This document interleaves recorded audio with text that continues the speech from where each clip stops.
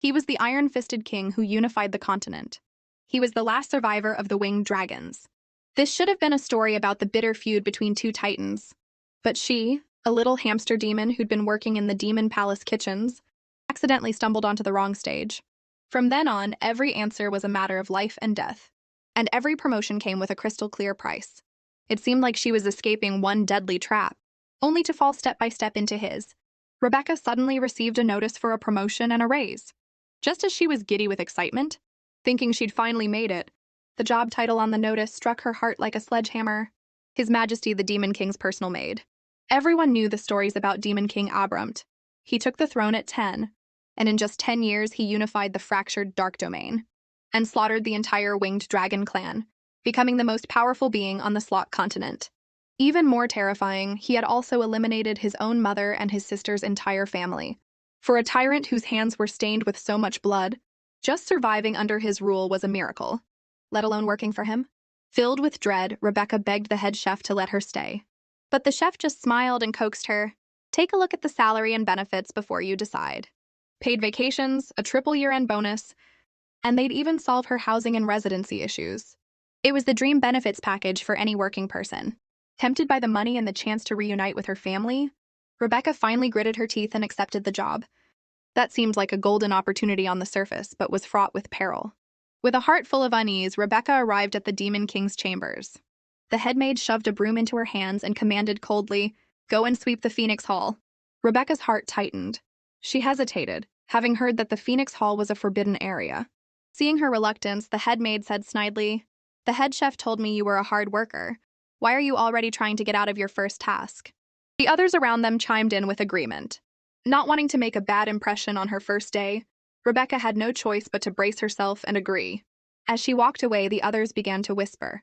"I heard the most vicious prisoners of war are locked up in the Phoenix Hall, especially on the lowest level, where they're holding someone of unknown identity. Anyone who's ever broken into the Phoenix Hall has ended up either dead or crippled." The moment Rebecca stepped into the hall, she knew something was wrong.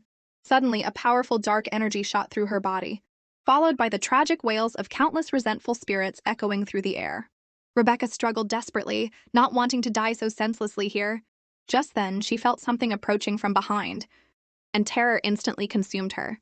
In her panic, a hand reached out from the darkness and shoved her violently down to the lowest level. Rebecca forced her eyes open, enduring the excruciating pain in her body. What she saw was a man with white hair, pointed ears, and a large pair of wings on his back. His limbs were bound tightly by thick iron chains, and he radiated a mysterious and dangerous aura. Rebecca's heart jolted. A winged dragon! But weren't they all slaughtered by the Demon King? The man's powerful presence made Rebecca tremble in fear, but he was completely different from the malicious spirits outside. He might be her only hope of survival. But that hope instantly turned to terror. The winged dragon's thick tail lashed out like black lightning, coiling tightly around Rebecca. The tail tightened its grip, squeezing her neck. Rebecca gasped for air as the fear of death washed over her. She struggled, begging the winged dragon to let her go, but her pleas were met with cold silence. Rebecca cautiously looked up and noticed the winged dragon was injured, his wound still bleeding. For some reason, a wave of pity washed over her. The strange thought barely registered before the winged dragon's lips curved into a slight smirk. "You're just another piece of trash thrown in here." "That's not it," Rebecca quickly explained, her voice hoarse from fear and suffocation. "I'm the Demon King's personal maid. Today was my first day, and the other maids tricked me into coming here." Hearing this, a sly smile touched the winged dragon's lips, as if he'd heard something amusing. He then released his tail from her neck. Rebecca gasped for breath, the relief barely settling in before she heard the winged dragon's deep voice again. "Little thing, I can save you." Rebecca felt a wave of relief, but before she could celebrate, the winged dragon added slowly, "But I won't save you for free. Are you willing?" Rebecca knew this could be a deal with the devil, but she had no other way out. Her only choice was to cling to this lifeline. She nodded eagerly. The winged dragon suddenly leaned in and pressed his lips to hers. The taste of blood filled her mouth. A powerful intuition told Rebecca that from this moment on, their fates were intertwined. Meanwhile, Rebecca was called to attend to the Demon King's bath, but she was nowhere to be found. The headmaid panicked and immediately played the victim. "Rebecca slipped into the Phoenix Hall when we weren't looking." Just as she finished speaking, Rebecca rushed before the crowd. "Sorry, I'm late." Everyone stared, dumbfounded. unable to believe she had emerged from the Phoenix Hall completely unharmed. The head maid, worried Rebecca would expose her to the king, quickly warned her to watch her mouth. Rebecca smiled back, a flicker of defiance in her eyes. "I'll handle it." A short while later, Rebecca and two other maids were led into the Demon King's chambers.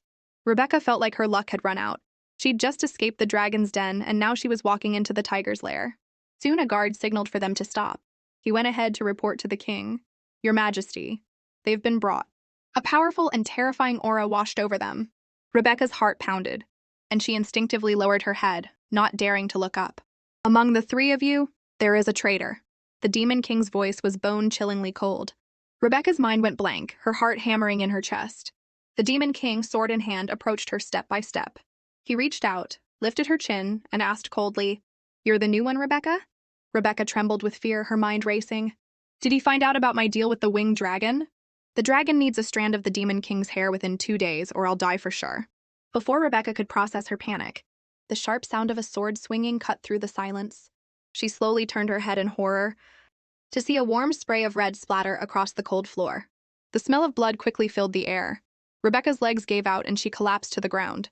Jiali was secretly communicating with the second prince of the Grey Wolf clan, passing him information about His Majesty. The sentence is death by 1,000 cuts. Having witnessed such a grisly scene firsthand, Rebecca was completely stunned. But the Demon King just smiled playfully, giving her no time to recover. "Time for my bath," he commanded. Rebecca cursed her fate internally but didn't dare disobey, only managing to squeak out a reply. Today she really might die over a single strand of hair.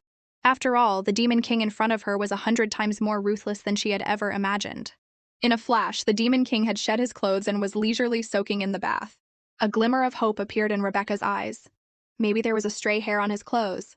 She searched them inside and out 108 times, but found nothing. Refusing to give up, she suppressed her fear, put on a calm front, and stepped forward to help the Demon King wash his hair. She figured that if her own hair fell out most when she washed it, maybe his would too. But just when she thought she was about to succeed, she discovered that the Demon King's godlike hair was so perfect that not a single strand came loose. Rebecca was frantic. The dragon had only given her 2 days. Time was running out. A bold idea popped into her head. Just yank it out. While she was weighing her options, the Demon King's cold voice spoke again. "I heard you and she are from the same town and are usually quite close." Before he finished his sentence, he had the other maid by the throat. "Which means you are also suspected of knowing and not reporting." Rebecca watched in horror. Knowing full well the Demon King was a ruthless madman. He hadn't even spared his own sister or his underage nephew when they crossed him. He was like a suspicious black mamba, ready to kill anyone he doubted without hesitation. A complex mix of emotions washed over Rebecca. On one hand, this was a perfect opportunity to steal the hair. On the other, she couldn't bear to watch someone die. In that life-or-death moment, she took a deep breath, dropped to her knees with a thud, and pleaded for the maid in a trembling voice. "Please, please spare her, Your Majesty.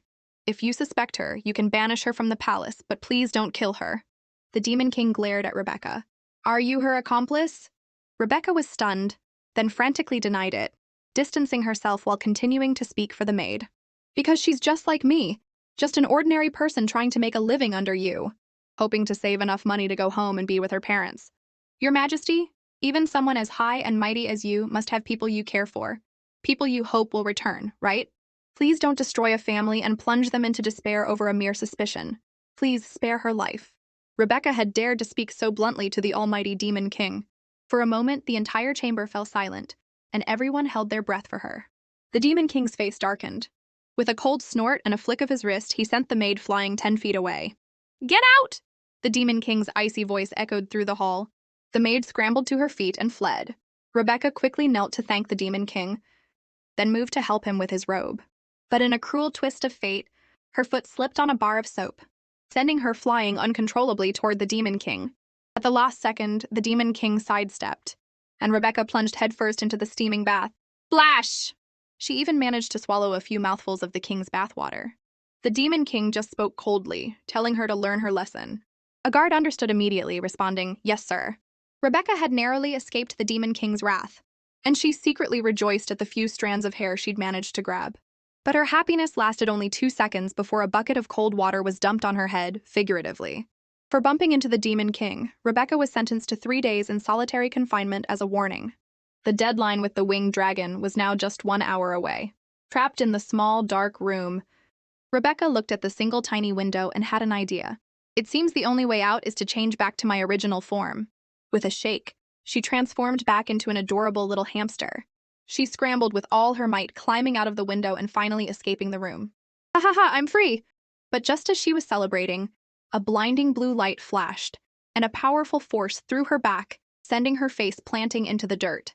A guard then picked her up like a baby chick. The little hamster trembled in fear, blinking her big, innocent eyes and begging for mercy. But the guard was unmoved. With a wave of his hand, she was tossed back into the little black room. Sob. There's a barrier, I can't get out. Just then a sharp pain shot through Rebecca's body, as if she were being pierced by 1,000 needles and torn to shreds in a blazing fire. Is this what the winged dragon meant by "you won't escape death"?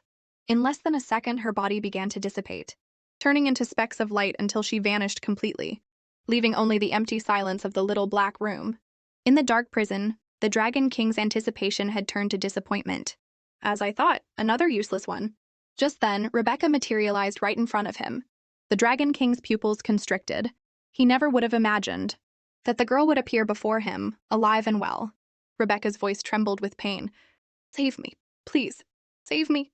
She felt a strange sensation. A mysterious and deadly aura emanated from the man before her, an aura that made her blood boil. An unprecedented craving rose from the depths of her soul and instantly took control of her entire body. She uncontrollably grabbed the Dragon King's arm, opened her mouth and bit down almost crazily, drinking his blood like a starving woman. As the blood flowed down her throat, her consciousness gradually returned, and the sharp pain in her body receded like a tide. When she was fully lucid again, she was horrified to find the Dragon King's handsome, cold face just inches from hers, while her hand was still clutching his bleeding arm. Enough, want some more? The Dragon King's voice was deep and chilly. Rebecca jolted as if electrocuted and let go of his arm. I'm sorry. She couldn't understand why she had done something so bold and crazy. The Dragon King glanced down at the clear, savage bite mark, a meaningful smile slowly forming on his lips. Rebecca was filled with fear, silently praying the Dragon King would spare her. Just then, his cold voice sounded again. That day, as you were dying, I placed my dragon core inside you. While it temporarily sustained your life, the dragon core needs dragon blood to nourish it. Otherwise, after 2 days, it will burn through your flesh and blood before returning to my body. A flicker of confusion crossed the Dragon King's eyes. He truly didn't understand why the dragon core hadn't killed this girl, and had instead brought her here.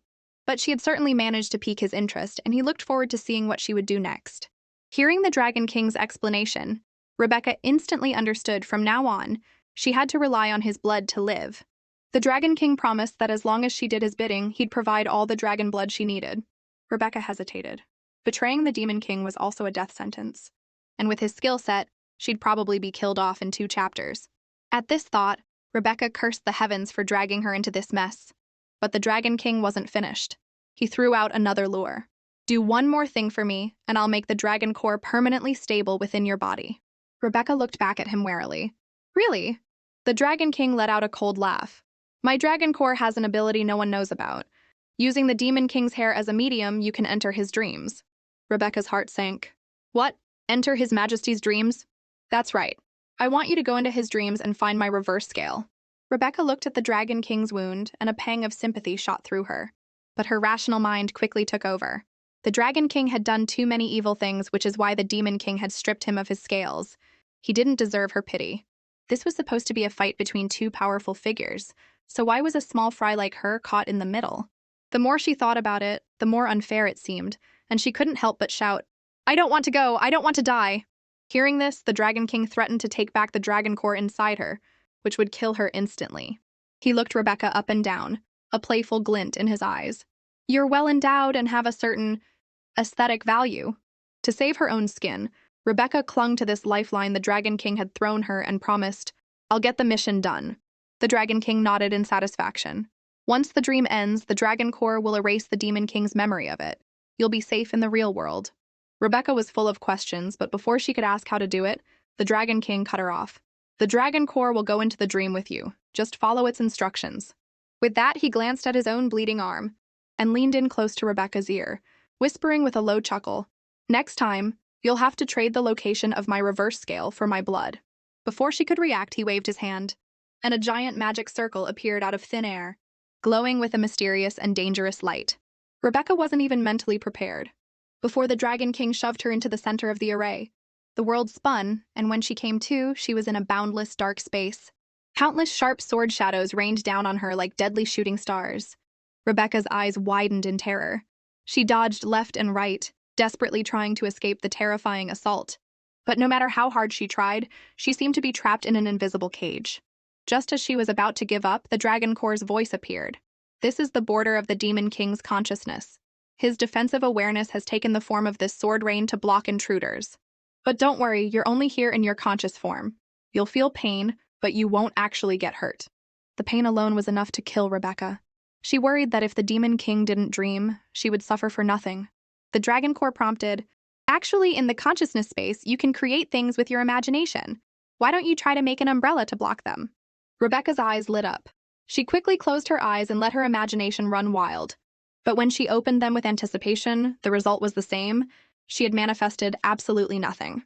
"Useless! You're hopeless!" The Dragon Core scolded, frustrated. Just then, the entire consciousness space vibrated violently. The Dragon Core's expression changed. "The Demon King is dreaming. I can't manifest in the dream itself, so I'm out of here." The next second, Rebecca felt a powerful suction pull her into another space. When she got her bearings, she found herself dressed in a nurse's uniform in a magnificent bedchamber. Moonlight streamed through the window, casting a hazy silhouette on the floor. Rebecca's heart pounded as she thought, "Is that the Demon King?" In a dream, everything is constructed by the Demon King's consciousness, including your appearance. The Dragon Core's voice chimed in at the perfect moment. Rebecca's heart sank. A bedchamber in the middle of the night. A man and a woman alone. A nurse's uniform. Her cheeks flushed, and she couldn't help but complain in her head. "This Demon King is into some kinky stuff. Is this going to be a spicy dream?" The thought that she might be about to experience her first ever workplace sexual harassment sent Rebecca running for the door. But the moment she took a step, the door slammed shut. Rebecca took a deep breath, telling herself, "It's a dream, it's all fake." She cautiously tiptoed to the Demon King's bed, only to find a cute little boy. "Big sis, where are you giving me the shot today?" Rebecca was completely bewildered. It was the Demon King a second ago. How did he suddenly change? A bold idea popped into her head, but she decided to confirm his identity first. She asked in a professional tone, "Little one, what's your name?" The little boy blinked his big eyes. "Nurse Sis, what's wrong with you? I'm Crown Prince Abramt." Rebecca instantly melted. "He's so cute," she thought. At the same time, she was relieved. The pre-10-year-old Demon King should be easy to handle. Remembering that the Dragon Core said the dream would erase his memories, Rebecca figured she could do whatever she wanted. First, she was going to pamper him rotten. Rebecca scooped up the adorable little Demon King and snuggled him, then playfully threatened, "Big sis is going to give you a shot in the butt." But to her surprise, the little Demon King obediently turned over and presented his little bottom. This completely threw Rebecca off. Weren't kids supposed to cry and scream when they get shots? The little king bit his lip, holding back the pain, and even smiled afterward, saying, "Thank you, Nurse Sis." Seeing how pitiful and cute he was, Rebecca felt a pang of guilt. She shouldn't have treated a child like this. She took out a handkerchief, gently wiped the tears from the corner of his eye, and said softly, "A piece of candy after a shot makes the pain go away. How about Big Sis gives you one?" The little king's eyes lit up at the mention of candy, his smile wider than she could have imagined. "Big Sis, you're the best." Rebecca tried the method the Dragon Core had taught her, attempting to conjure a piece of candy out of thin air. After 49 tries, she still came up with nothing. Seeing the hopeful look in the little king's eyes, she couldn't bear to disappoint him. A sudden idea struck her. She took his hand and said, "Big Sis doesn't have any candy right now, so let's use this instead." Then she carefully began to draw in the palm of his hand. The little king watched Rebecca's focused expression, his heart inexplicably speeding up. Before he knew it, the little king had grown into the Demon King. Rebecca finished drawing the candy and promised to give him a real one next time. But when she looked up and saw the tall, imposing Demon King before her, she froze and instinctively jumped back 10 feet, stammering, Your Majesty!" She was freaking out. What is going on? Is this some kind of magic trick? Meanwhile, the Demon King stared at his palm, wondering, why does this little drawing of a candy stir such a strange feeling inside me? The Demon King's gloomy face suddenly broke into a brilliant smile. Rebecca froze. She never thought the Demon King could have such a gentle expression. The king flexed, admiring his now muscular body. "Big sis, your medicine is amazing. I've become so much stronger. I'm not afraid of those old ministers who give me trouble anymore." Rebecca instantly realized what had happened. The medicine was a growth accelerant, and the Demon King's mind was probably still stuck at 10 years old. Before she could process this, the king turned into an affectionate puppy and threw himself into her arms. Big sis, I want to sleep with you." Rebecca panicked, especially when she noticed her nurse's uniform had somehow turned into a sexy little nightgown. Just as she was about to refuse, the Dragon Core's urgent voice sounded in her head. "Agree! This is the perfect chance to find out where the reverse scale is." With no other choice, Rebecca had to agree. The Demon King, like a gentle giant dog, hugged his big sis and peacefully fell asleep. In the quiet room, only the sound of their 2 heartbeats could be heard. Rebecca's brain was practically short-circuiting. Looking at the king's pure, innocent face, an indescribable feeling began to grow in her heart. The king murmured softly, "Big sis, tomorrow is my coronation. I'm so scared I can't sleep." Rebecca subconsciously comforted him. "Don't worry, sleep well. I'm here with you, Your Highness." But the king suddenly opened his eyes, his gaze fixed on Rebecca. "Big sis, look at me now. Do you think I can intimidate those people tomorrow?" As he spoke, he furrowed his brows and pursed his lips into a stern line, trying his best to look cold and imposing. But his youthful face only made him look more adorable, completely capturing Rebecca's heart. "Your body has grown, but your mannerisms are still a bit childish." "Then what should I do? Big sis, hurry and teach me." Rebecca then began to demonstrate, mimicking the fierce and terrifying demeanor she remembered the Demon King usually had. Suddenly, she felt a grip on her neck, as the Demon King flipped her over and pinned her to the bed. A bloodthirsty glint flashed in his eyes as he growled, "Woman, you dare to climb into the king's bed? You're courting death." Rebecca was terrified, thinking her life was over. But the next second, the king let go and grinned at her. "Big sis, how was I? Was that good?" Rebecca could only manage a wry smile. A natural talent. Looking at the Demon King before her, she couldn't help but feel a wave of pity. At such a young age, he had to pretend to be an adult, fighting for his place among a pack of wolves. She reached out and ruffled his hair, comforting him softly. "You can do it. You'll be a great king one day." The king was overjoyed by her words. He slowly leaned in and gave her a gentle kiss on the cheek. "Big sis tastes sweeter than candy." Rebecca's mind went blank, her heart pounding uncontrollably. When she came to her senses, the king's devastatingly handsome face was just inches from hers. "Oh my God, I was just kissed by a bloodthirsty tyrant," she thought, panicking. No, he's just a kid right now." "Big sis, I have a present for you," the king said. He handed her a delicate box. "This is for you." Rebecca composed herself and took the gift with a smile. She opened it to find a cute hamster-shaped hair clip. It looked familiar, but before she could figure out why, the king was in front of her, gently pinning it in her hair. "I knew it. This clip suits you best, big sis. You're so beautiful." Rebecca's cheeks burned. Is he confessing to me? The Demon King in the dream seems different. The hamster's mission to find the reverse scale was a failure. But not only did the Dragon King not kill her, he praised her for a job well done. His strange reaction scared Rebecca so much she backed away 10 feet. "I failed the mission. Are you going to take back the Dragon Core?" But the Dragon King just shook his head and said slowly, "I've tried to enter the Demon King's dreams myself, but I was always repelled by his defensive consciousness." He looked at Rebecca. "Through the Dragon Core, I could feel that you moved freely in his dream. That means the Demon King trusts you." Rebecca found this unbelievable. "Me? A nobody? The Demon King trusts me?" But the Dragon King continued, "On your first time in his dream, you got the Demon King to reveal a secret.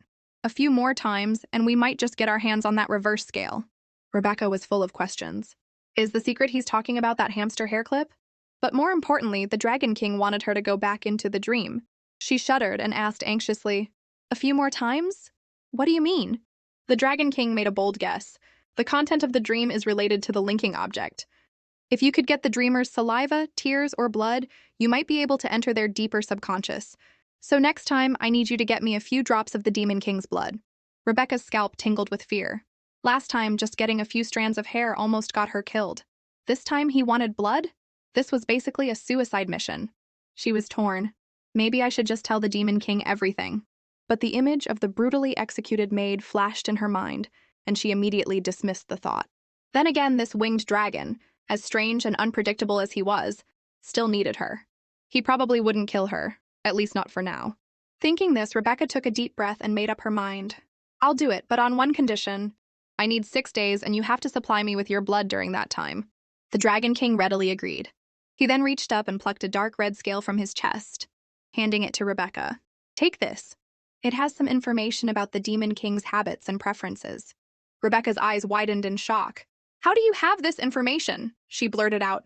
The Dragon King gave a cold smile, his voice tinged with playful mockery. That's not your concern. All you need to remember is that the more he likes you in the real world, the easier it will be for you to enter the depths of his consciousness in the dream world. Rebecca's heart sank. So I have to suck up to the Demon King? Rebecca had finally finished her 3 days in the little black room, but for some reason her lower half was still stuck with the Dragon King and wouldn't teleport back. Just then, Captain Pacino came to release her. In a panic, Rebecca hid behind the door. When the guard opened the door to an empty room, he almost thought Rebecca had escaped. Luckily, at the last second, Rebecca managed to teleport the rest of her body back. She peeked her head out with a grin. Sorry, I was asleep. On the way back, Rebecca was preoccupied with how to use the few spells the Dragon King had taught her to get a few drops of the Demon King's blood within 4 days. Suddenly, her thoughts were interrupted by a bag of bread. Pacino spoke gently. Miss Rebecca, you should eat something. Thank you, Captain Pacino. She never would have guessed that the bloodthirsty Demon King would have someone so kind by his side. The next day, the Demon Palace held its annual grand banquet. The banquet was, to put it bluntly, a matchmaking party. Young ladies and princesses from all over had their sights set on the Demon King, the ultimate bachelor. Rebecca's duty this time was to serve Princess Lily from the north. Princess Lily's father was the Northern Bee King, who controlled a vast supply of magic stones. She had known the Demon King since childhood and had come this time determined to marry him. With an announcement, the crowd respectfully parted. The Demon King made his grand entrance, exuding an intimidating aura that warned everyone to keep their distance. He walked with steady, powerful steps toward the center of the hall. Seeing him, Rebecca quickly knelt, bowing her head as low as she could. She was terrified that the Demon King might remember what happened in the dream. Thankfully, he walked past her without any sign of recognition. Rebecca held her breath until he was far away before she finally relaxed. It seemed the Dragon King was right. The dreamer had no memory of the person who entered their dream. The Demon King before her was completely different from the one in the dream. He was no longer the timid, cute boy. Now he commanded every situation with the presence of a true king. Flicker of hope sparked in Rebecca's heart, a desire to find a hidden gentleness deep within this powerful Demon King. But she quickly snapped out of it, knowing that her priority was to find a way to get his blood. As she racked her brain, the Demon King's intense gaze suddenly fell on her, then quickly darted away. This fleeting moment was caught by the sharp-eyed ladies in the crowd, causing a stir. His Majesty was just looking at Princess Lily. We don't stand a chance. Princess Lily, however, looked displeased as she glanced at Rebecca. Is that so? The princess's sudden attention sent a cold sweat down Rebecca's back. Sure enough, Princess Lily deliberately bumped into Rebecca, making her spill the red wine she was holding.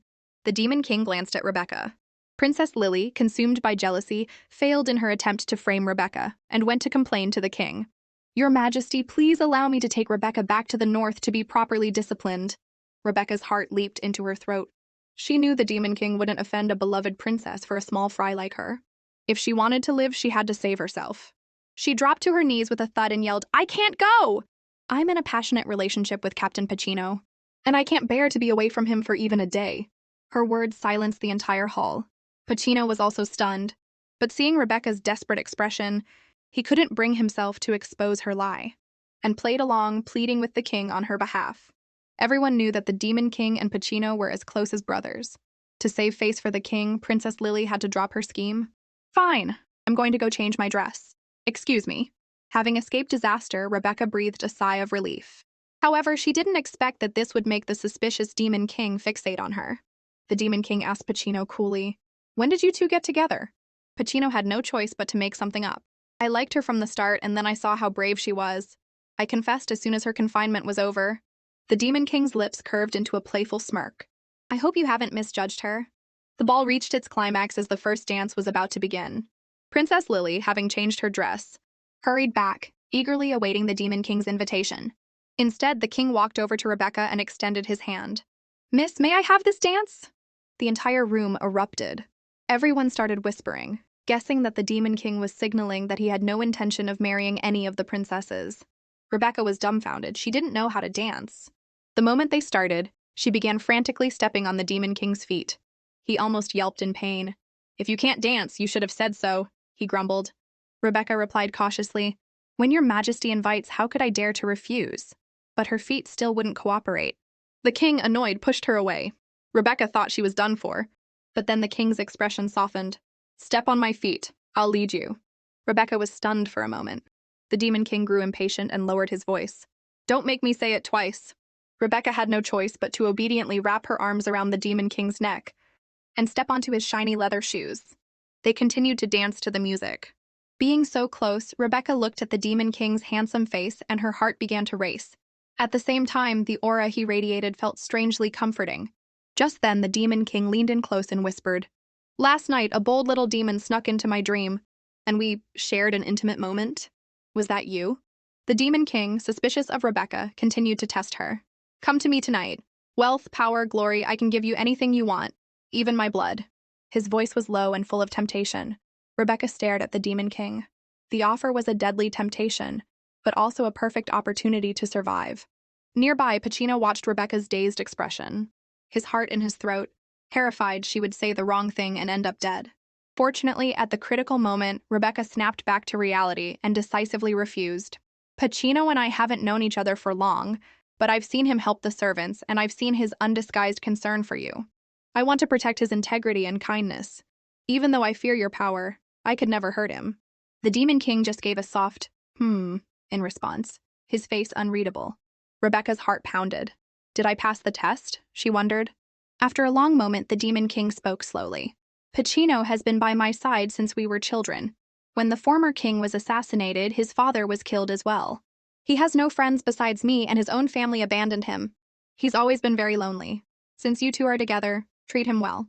Rebecca felt both guilty and shocked. She never thought the cold, bloodthirsty Demon King could care about someone else. But he doesn't have any family either. Does he feel lonely too? In the dream, he was so attached to a stranger. It seemed his difficult days were just as hard as Pacino's. Rebecca couldn't help but feel a flicker of sympathy for the Demon King. But her sympathy vanished the next second when she received a warning glare from him. If you betray Pacino, I will send you to the gallows. Rebecca panicked instantly. Right, I can't think of him as a good person. He deserves to be lonely forever. After the ball, to thank Pacino for helping her out, Rebecca brought him a small cake she had baked herself and asked him to continue pretending to be her boyfriend for a while longer. Pacino readily agreed. Rebecca was strangely moved. Captain Pacino is such a good person, she thought. No wonder even the Demon King cares so much about him. Thinking of the Demon King reminded Rebecca of her unfinished mission. She knew the king was extremely suspicious, and trying to get his blood secretly was too risky. She could easily lose her life. What should I do? Rebecca was so anxious she could have torn her hair out. Seeing her distress, Pacino offered to help. Rebecca's eyes lit up, and she quickly said she wanted a promotion and a raise, and needed to know the king's preferences, or perhaps a wish he had yet to fulfill. Pacino could tell she was lying. Rebecca had been acting strangely for the past 2 days. While other maids avoided serving the king, she eagerly volunteered. At the ball, her gaze never left the king, and the way she looked at him while they danced was different. Pacino guessed that the promotion was a lie. What she really wanted was to understand the king. Since it involved his majesty, he couldn't agree right away. He decided to observe her for a while longer and politely refused. I can't think of anything at the moment. I'll let you know if I do.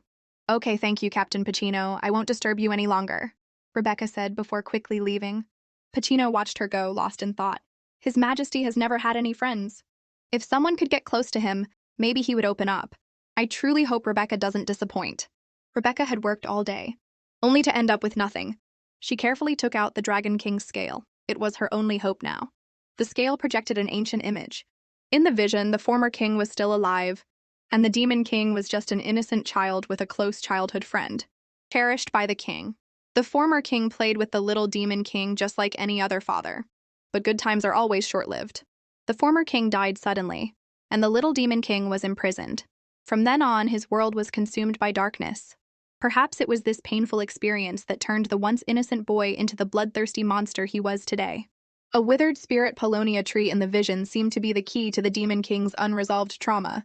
Rebecca thought that if she could revive the tree, she might earn a reward from the Demon King. But her hope quickly faded. With only 2 days left, could she really work a miracle with her weak magic? As she wrestled with her thoughts, the scale suddenly made a buzzing sound. At the same time, Princess Lily was suffering a great humiliation. The Northern King's furious hand struck Lily's face. The seemingly glamorous Princess Lily was, in reality, just a pawn in the Northern King's hands, a tool for him to expand his power through marriage. Just because she failed to win the Demon King's favor at the banquet, she was subjected to her father's endless humiliation and scolding. The Northern King's sole focus was using her to gain the Demon King's trust so he could assassinate him. But Lily had her own secret. She was in love with her brother Brian. Ever since she found out he was still alive, rescuing him had become her only reason for living. So, she gritted her teeth and agreed to her father's plan, thinking any sacrifice was worth it to achieve her goal. At that moment, she clutched the glowing blue scale in her hand, her eyes filled with determination and urgency, longing to be reunited with her brother Brian. And this massive secret was overheard by the little hamster, who had been led there by the dragon's scale. She made a bold guess. To save the Dragon King, they were planning to assassinate the Demon King. The next day, the Demon King graciously invited the various bee kings and princesses to lunch. During the meal, Lily, with a fake smile, tried to get close to the Demon King. The former king always wanted to arrange a marriage between us. Do you remember, Your Majesty? The Demon King didn't even look up, just coldly replied, I don't. The smile on Lily's face froze. She scrambled for a new topic. Your Majesty shouldn't blame yourself for the former king's death. After all, you were only 8 years old. It's understandable to make mistakes. Her words made Rebecca's heart sink. Was the Demon King involved in his father's death? Is Princess Lily deliberately trying to provoke him? Is this the first step of their assassination plot? The Demon King's face turned dark and grim, but Lily grew more and more agitated, first praising the former king's great achievements, then suggesting a hunting trip to the Dorne hunting grounds to reminisce and honor his memory. Rebecca thought the cautious and suspicious Demon King would surely refuse, but to her shock, he agreed without hesitation. This scared Rebecca so much that her hand trembled as she poured wine, spilling it. Rebecca looked at the Demon King in terror. I'm sorry, I'm so sorry. Fortunately, the Demon King was in a relatively good mood. He just gave her a cold glance and dismissed her. Rebecca, feeling like she'd been pardoned, quickly retreated to a corner. She considered telling the Demon King about Lily's plot to earn a reward. But after thinking it over, she realized she had no proof. What she'd overheard was just fragments, not enough to be convincing. Besides, getting involved in political intrigue could easily get her killed. Just as she was about to have a breakdown, she heard the Demon King and Lily finalize their plans to leave for the Dorne hunting grounds the next day for a 7-day trip. The news hit Rebecca like a thunderbolt. As a low-ranking maid, she had no right to accompany the king, but her deadline with the Dragon King was only 2 days away. What was she going to do now? With the Dragon King's deadline approaching, Rebecca was stressed to the point of balding. Just then, she received an order to help the Demon King pack for his trip. Suddenly, a bold and risky plan formed in her mind. Late at night, the world seemed to be asleep, except for the Demon King's chambers, which radiated a mysterious and dangerous aura. The hamster cast a teleportation spell, successfully sending half of her body next to the Demon King. This unexpected flaw actually became her cover. The hamster was secretly pleased. While packing earlier that day, she had secretly placed a diligence spell under the Demon King's pillow. Now the Demon King was deep in dreamland, completely unaware. The hamster crept closer, searching his body for the best place to draw blood. Finally, she found the perfect spot behind his ear, rich in blood vessels and least sensitive to pain. With trembling hands, she slowly brought the needle to the back of his ear and successfully collected his blood. Just as she was getting excited, the Demon King let out a muffled groan. The hamster's heart nearly leaped out of her chest, and she instinctively dove under his covers. The Demon King seemed to sense something was wrong and slowly opened his blood-red eyes. The hamster hid under the blanket, not daring to breathe, her heart pounding wildly. To make matters worse, at that very moment, her lower half decided to teleport over. The Demon King sat up abruptly, his eyes scanning his surroundings warily. The room's protective barrier was intact. Finding nothing amiss, he slowly lay back down and, under the influence of the diligence spell, fell asleep again. However, the spell's backlash began to take effect, and an overwhelming sleepiness washed over the hamster. She finally couldn't resist and collapsed onto the Demon King's body. When she came to her senses, she was staring at the Demon King's chiseled 18-pack abs. The hamster's eyes widened and she screamed silently in her head. No, no, avert your eyes, this sinful man. In a panic, the hamster tried to use a teleportation spell to escape the awkward situation. But because her previous teleportation had left her form unstable, not only did she fail to leave, but she transformed directly into her human form.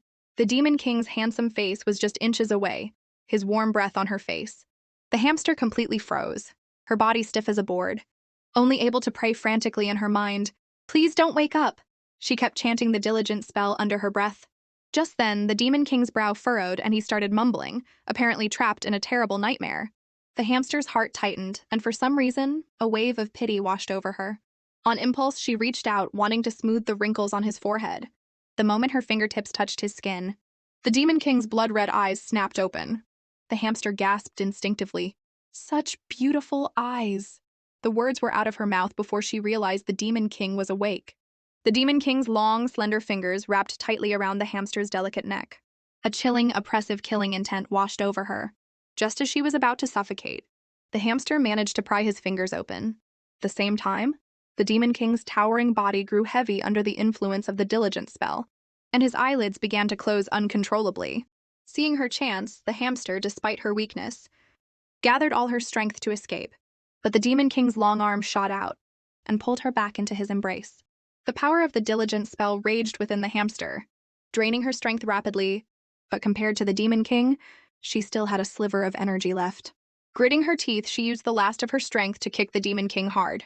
He fell to the ground with a thud, unconscious. The hamster didn't dare to linger and quickly activated her teleportation spell. Soon she appeared before the Dragon King. But before she could even breathe a sigh of relief, the Dragon King told her she could no longer enter the Demon King's dreams. Because she had been discovered, she could no longer easily access his dreamscape. The hamster's vision went dark, her legs gave out, and she collapsed to the floor. Suddenly, a strange courage filled her. She resolutely reached out and grabbed the Dragon King's arm, her eyes shining with determination as she said loudly, "I'll be responsible for finding your reverse scale, and you will get me out of here." A moment later, the hamster once again stepped into the Demon King's bizarre dreamscape. In this dream, the Demon King's hands and feet were bound, and he was unable to move, looking completely harmless. The hamster cautiously approached and slowly began to untie him. But the moment his hands were free, a sharp, cold light flashed across the hamster's neck. Before she could even feel the pain, the Demon King had killed her with a single blow. The next moment, she was ruthlessly pushed off a cloud. In that instant, she truly felt how cold it was to bleed out, how painful it was to fall from such a height. She didn't want to experience the feeling of death again. Just as the hamster was losing hope, the Dragon Core's voice sounded in her mind like a ray of light. Even though the Demon King is hostile towards you, the good news is you can still enter his dreams. Because of the diligence spell, he will be asleep for a long time, which means he'll have a lot of dreams. In other words, you still have many more chances. The hamster entered the Demon King's dreams again and again, only to be met with the gnashing jaws of tigers, the huge pincers of scorpions, and the crushing coils of pythons. Her soul was so battered that she could barely even crawl. The Dragon Core kindly reminded her that if she didn't get the scale before dawn, she would really be dead for good.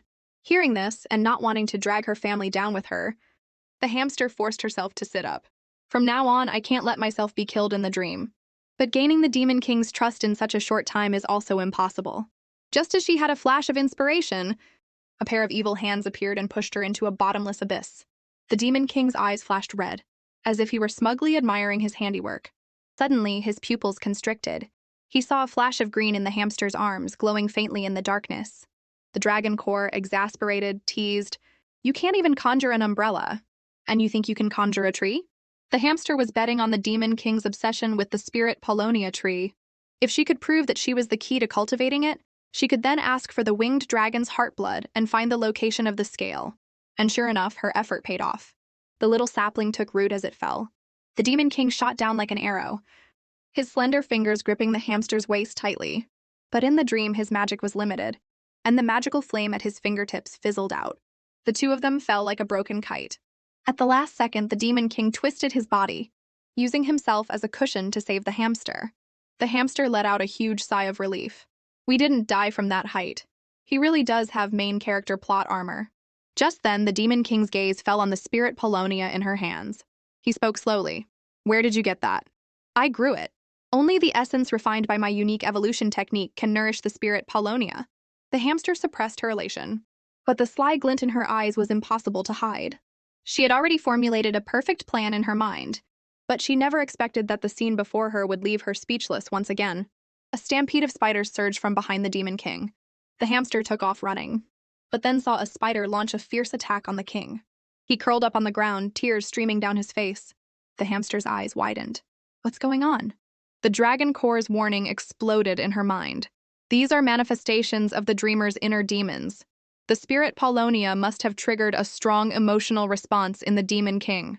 The tree will only last for half an hour. If the dreamer dies, the dream will collapse and your mission will fail. Before the words had even faded, the hamster was already running back. She grabbed the Demon King's hand.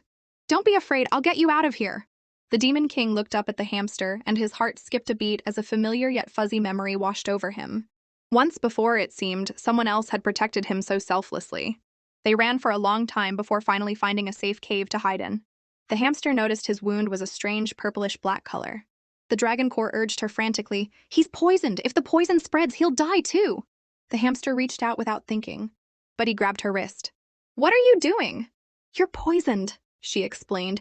"You need an antidote right away." The tips of the Demon King's ears turned red as he backed away. "You're not allowed!" However, the hamster just pounced on him and bit down on the wound. After half an hour, the Demon King was out of danger. The hamster finally let out a sigh of relief, only to realize she had stripped him completely bare. "I almost forgot he's a guy." She tried to act calm. "Don't worry about it. When I was studying medicine, I treated adults, kids, men, women, even little animals this way. In my eyes, you're no different from the beagle I saved last time. I didn't feel a thing, so you probably didn't either, right?" The Demon King whipped his head away, his Adam's apple bobbing as he choked out, "Of course not." Just then, the spirit Polonia, damaged during their escape from the spider, began to wither. There was only one way to save it. "What is it?" the Demon King asked urgently. The hamster said carefully, "The heart blood of a winged dragon can heal it. But there are no more winged dragons in this world." Hearing this, the Demon King let out a low chuckle, a cunning light shining in his eyes. "The heart blood of a winged dragon, you say?" Suddenly, the dream began to shake violently. The Demon King's extreme aversion to the winged dragon's blood was eating away at his consciousness like an inner demon. The Dragon Core's expression turned grave. "It looks like he's about to fall into a deeper level of dreaming." The Demon King's consciousness gradually faded, and soon he was asleep. The hamster, terrified of being trapped in the dream, was about to shake him awake, but the Dragon Core stopped her. "If he wakes up in reality too, all our progress will be lost. You can enter the dream within a dream, but this time you need to find a medium with a deeper connection to him." As the hamster thought hard, the Dragon Core piped up. For example, his saliva from a kiss. Before it could finish, the hamster's face was already beet red. But the Dragon Core continued nonchalantly. "You were just sucking the spider venom out of him. Didn't you basically kiss his whole body?" The hamster was dead set against it at first, but to save her own skin, she had to bite the bullet and agree. With a look of grim determination, she gently cupped the Demon King's handsome face and leaned in. The moment their lips touched, a wave of nervousness washed over her. Guided by the Dragon Core, she gradually deepened the kiss, using her tenderness as a thread to pull at the Demon King's consciousness. After what felt like an eternity, the hamster opened her eyes again, finding herself in a whole new dream world. But she never expected to have become a little boy, and the little Demon King's personal guard at that. "Hey, hurry up, Brian is waiting for us!" The Demon King before her was the child version from the previous dream. And the Brian he mentioned? Could that be the Dragon King from the dungeon? The little Demon King waved enthusiastically at someone in the distance. A silver-haired little boy slowly looked up. "Abrumt, you're here." The hamster studied the little boy closely. It was indeed the Dragon King as a child. She never would have imagined that these two were once close friends who shared their deepest secrets. "I just want my father to see me, but he only has eyes for my talented older brother. Don't be sad, Brian. My father only has eyes for my sister too. He gives her all the best things, but he still secretly replaces the horseshoes on my horse. So your father is probably loving you in ways you don't even notice." Hearing this, the little Dragon King gritted his teeth in frustration. "You're your father's only son. You get all his love. So it's easy for you to say something so condescending. You don't understand how I feel at all." The little Demon King was at a loss. "I might not completely understand your pain, but I'll do everything I can to help you." "You can't help me," the little Dragon King said, tears welling up in his eyes. "My brother was born with the ability to control dragon's breath, and I'm just a failure. Don't cry, you little crybaby, I can help you." "Did you forget? When the gods fell, my ancestor was the only one who survived. My father and I both inherited a divine bloodline." Abram lowered his voice, his warm breath tickling his friend's ear. "The divine bloodline holds a secret that only my father and I know. A single drop of our blood can double one's magic power." At that moment, the hamster finally understood. What the Demon King had said at the ball was true, but hadn't he lost his divine bloodline later on? Brian didn't want his friend to take such a risk, but Abram just smiled. "Don't worry, you can always make more blood, but you can't find another best friend. If you feel bad about it, you can be my errand boy from now on and have to praise me 20 times a day. Abram is 100 times more handsome than Brian." Brian quickly waved his hands, refusing. "I can't." Before Brian could finish, Abram had already pushed a vial of blood into his hand. "Brian, maybe I don't fully understand how you feel, but I will always support you. Brian was moved to tears. He threw his arms around Abramt in a tight hug. Abramt, you are 100 times more handsome than I, Brian. The hamster peeked out from the side, her round eyes reflecting the two friends embracing. She wished that moment could last forever. However, the wheels of fate were already turning. The Dragon King, Caney, in his ambition to become the ruler of the continent, broke the treaty and secretly assassinated Abram's father. As lower beings, the winged dragons couldn't kill a god, but gods could kill each other. Dragon King Caney used Abram's divine blood to power an ancient forbidden ritual, the god-slaying array. Abrant was stunned. Did my best friend Brian betray me? Before he could process it, the Dragon King's longsword pierced his father's chest, and all he could do was watch his father collapse to the ground. The hamster quickly covered Abram's eyes and pulled him away from the danger.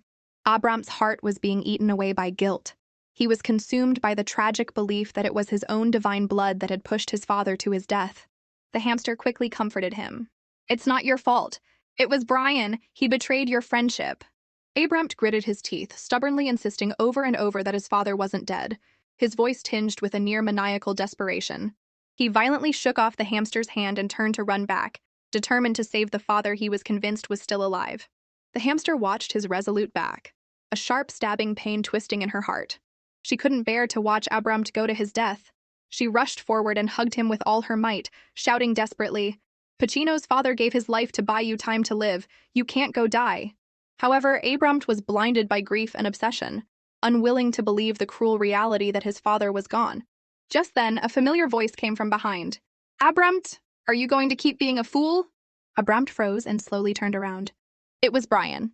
He stood alone in the wind, his face etched with sorrow and helplessness. But in the hamster's eyes, he looked like a demon. She rushed forward, grabbing Brian by the collar and screaming, Why did you betray Abramt? You're the reason he lost his father. But in the face of the hamster's accusation, Brian vehemently denied it. I knew nothing about it. This was all my father's secret plan. I grew up with your father teaching me just like you. How could I ever harm him?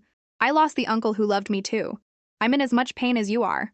Brian's tearful words threw Abramt into a state of confusion and inner conflict. Brian suddenly said urgently, We're out of time. I know a secret path. I'll take you out of here now. Abramt instinctively took a step back, looking at Brian with suspicion. His gaze unintentionally fell on a shocking scar on Brian's wrist. Memories flooded back to him. The once timid Brian had, without hesitation, thrown himself in front of him to block a fatal blow. But what was happening now? His mind was in turmoil. Logic told him he couldn't trust Brian again. But emotionally, he couldn't let go of their once deep friendship. Finally, Abramt took a deep breath, slowly reached out, and took Brian's hand. Brian looked at Abramt, his lips trembling. Abramt, my dearest friend, I'm so sorry. When she saw the Dragon King plunge a sword into the Demon King's heart, Rebecca woke up with a jolt. She couldn't believe it. The Dragon King had just destroyed their friendship with his own hands. For some reason, her heart ached for the Demon King. Shaking her head, she realized she was no longer in the dream within dream. Looking at the Demon King's dark expression beside her, Rebecca cautiously asked, Are you okay? The Demon King gritted his teeth. Just go. The next second, Rebecca threw her arms around him from behind. She just wanted to be there for him, to offer some kind of comfort. But the Demon King exploded. Get off me! Don't think I won't kill you just because you sucked the spider venom out of me. Still, Rebecca couldn't bring herself to leave him. Just then, she woke up for real. When she opened her eyes, she was met with the Dragon King's icy stare. Did you find the location of my reverse scale? Remembering how the Dragon King had betrayed and murdered the Demon King, Rebecca's legs went weak, and she collapsed to the floor. The Dragon King seemed to notice something was off and pressed her. Why are you afraid of me? What did you see in his dream? In a panic, Rebecca blurted out, A nightmare! A really scary one! We were being chased by a poison spider. It just kept chasing us. The Dragon King looked at her, half believing. Seeing her chance, Rebecca continued to spin her story. And there were crocodiles and dinosaurs and man-eating flowers. It was terrifying. Clearly, the Dragon King was taken in. Rebecca pressed her advantage. I know where the reverse scale is. The Dragon King's dark expression instantly broke into a wide smile. Where? Tell me! Rebecca gathered her courage. You have to answer 2 questions for me first. The Dragon King gave a slight nod. With his permission, Rebecca asked boldly, After you get the scale, how are you going to free me from my dependence on your blood? The Dragon King smiled. Once the scale is back in place, my magic will be 70% restored, and I can go 10 times longer between feedings. When I'm fully recovered, 1 drop of my blood will keep you safe for 100 years. 100 years? That meant she'd be free of him for the rest of her life, Rebecca thought. She asked her second question. What's your relationship with Princess Lily? Why does she have one of your scales? The Dragon King's face darkened. That's none of your business. Rebecca was afraid he'd kill her as soon as she told him where the scale was, especially since he had Princess Lily to help him now. To deal with a backstabber like him, Rebecca knew she had to stay in control. She told the Dragon King that she still needed to confirm the scale's location and promised to bring it to him next time. The Dragon King was full of doubt. You've been exposed to Abrampt. Do you even have another chance? Rebecca insisted she did, but the thought of the murderous Demon King made her scalp tingle and her stomach churn. After all, the Demon King in reality was completely different from the one in her dreams. The next morning, Rebecca steeled herself and turned herself in.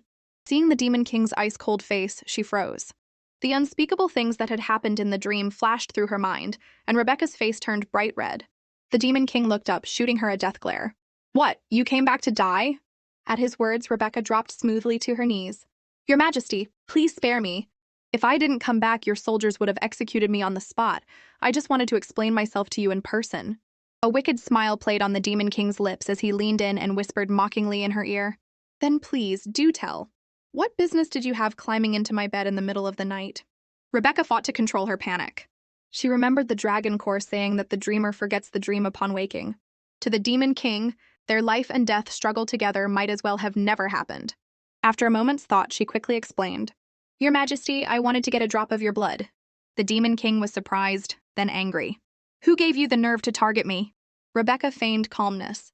You yourself said at the ball that your blood could enhance magical power. My mother is gravely ill, and this is the only way to save her. But I couldn't bring myself to betray Pacino, so I had to sneak in. Rebecca hoped her story would earn the Demon King's sympathy and save her skin. But instead, he offered her a dagger. If you kill yourself, I will verify your story and give your mother a few drops of my blood. It's over, Rebecca thought. She had underestimated the Demon King's cruelty. To avoid implicating her family, Rebecca reached out with a trembling hand and picked up the dagger from the floor. If the Demon King's blood could heal her mother, maybe this was the best way. With that thought, she no longer hesitated and placed the blade against her own neck.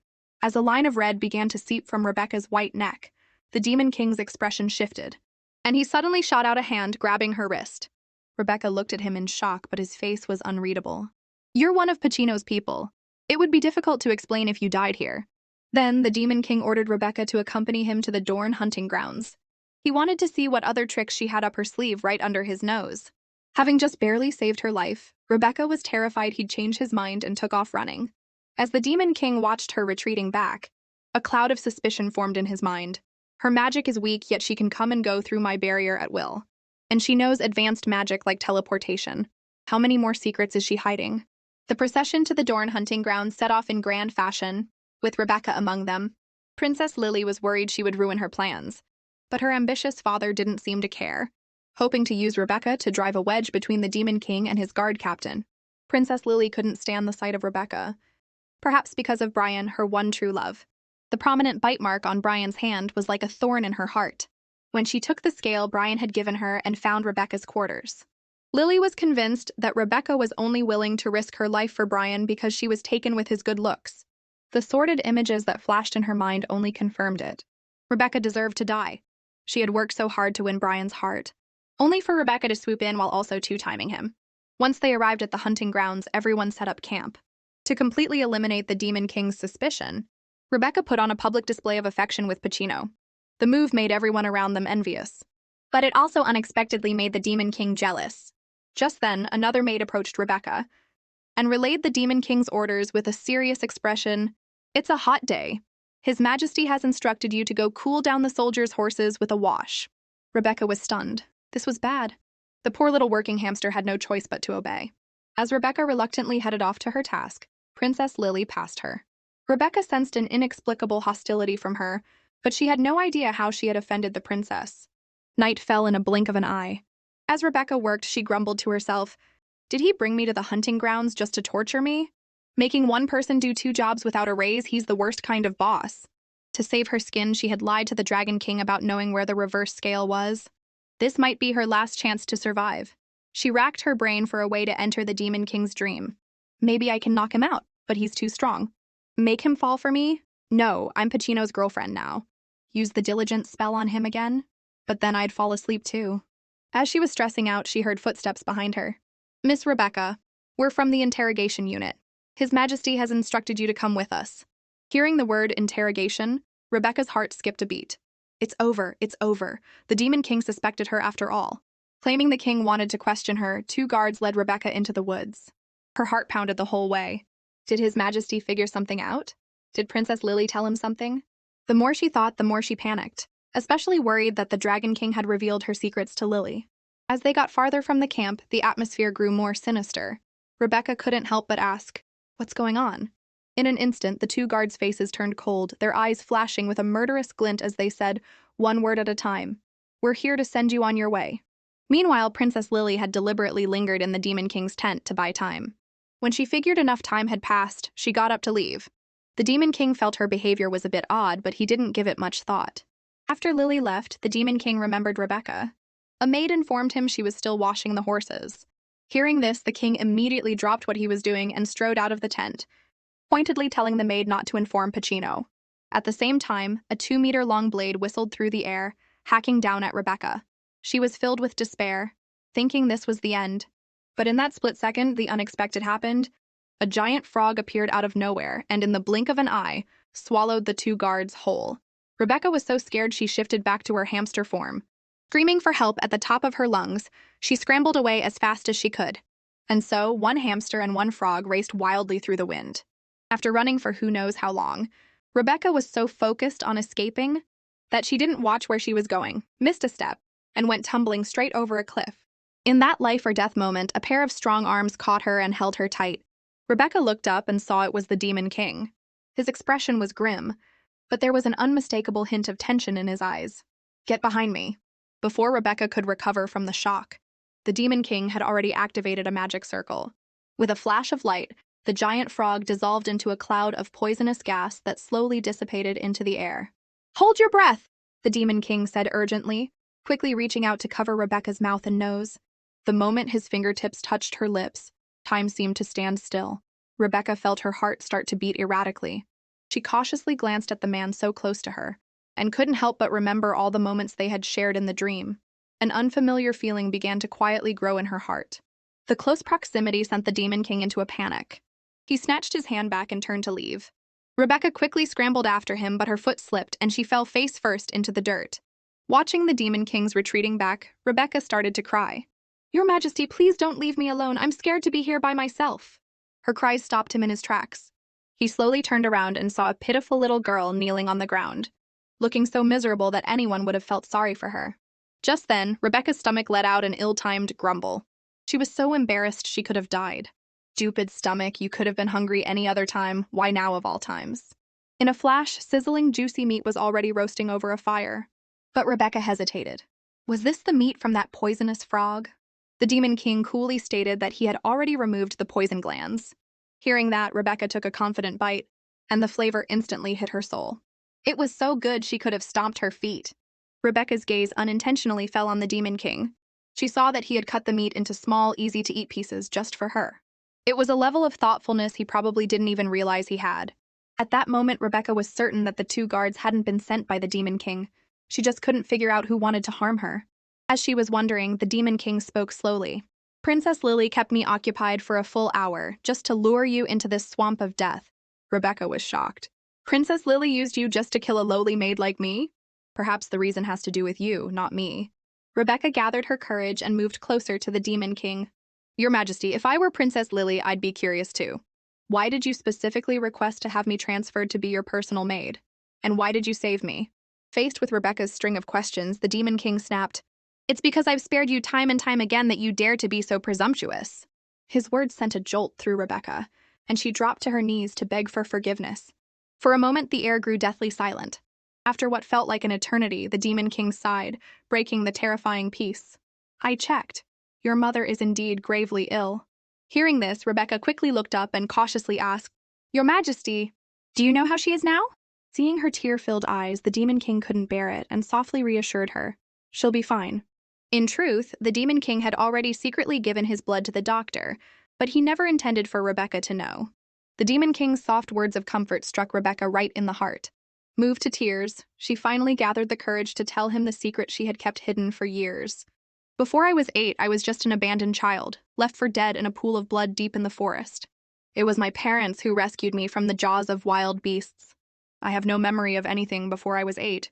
But they gave me all their love and turned a dying child into the happiest girl in the world. Hearing this, the Demon King was struck as if by lightning.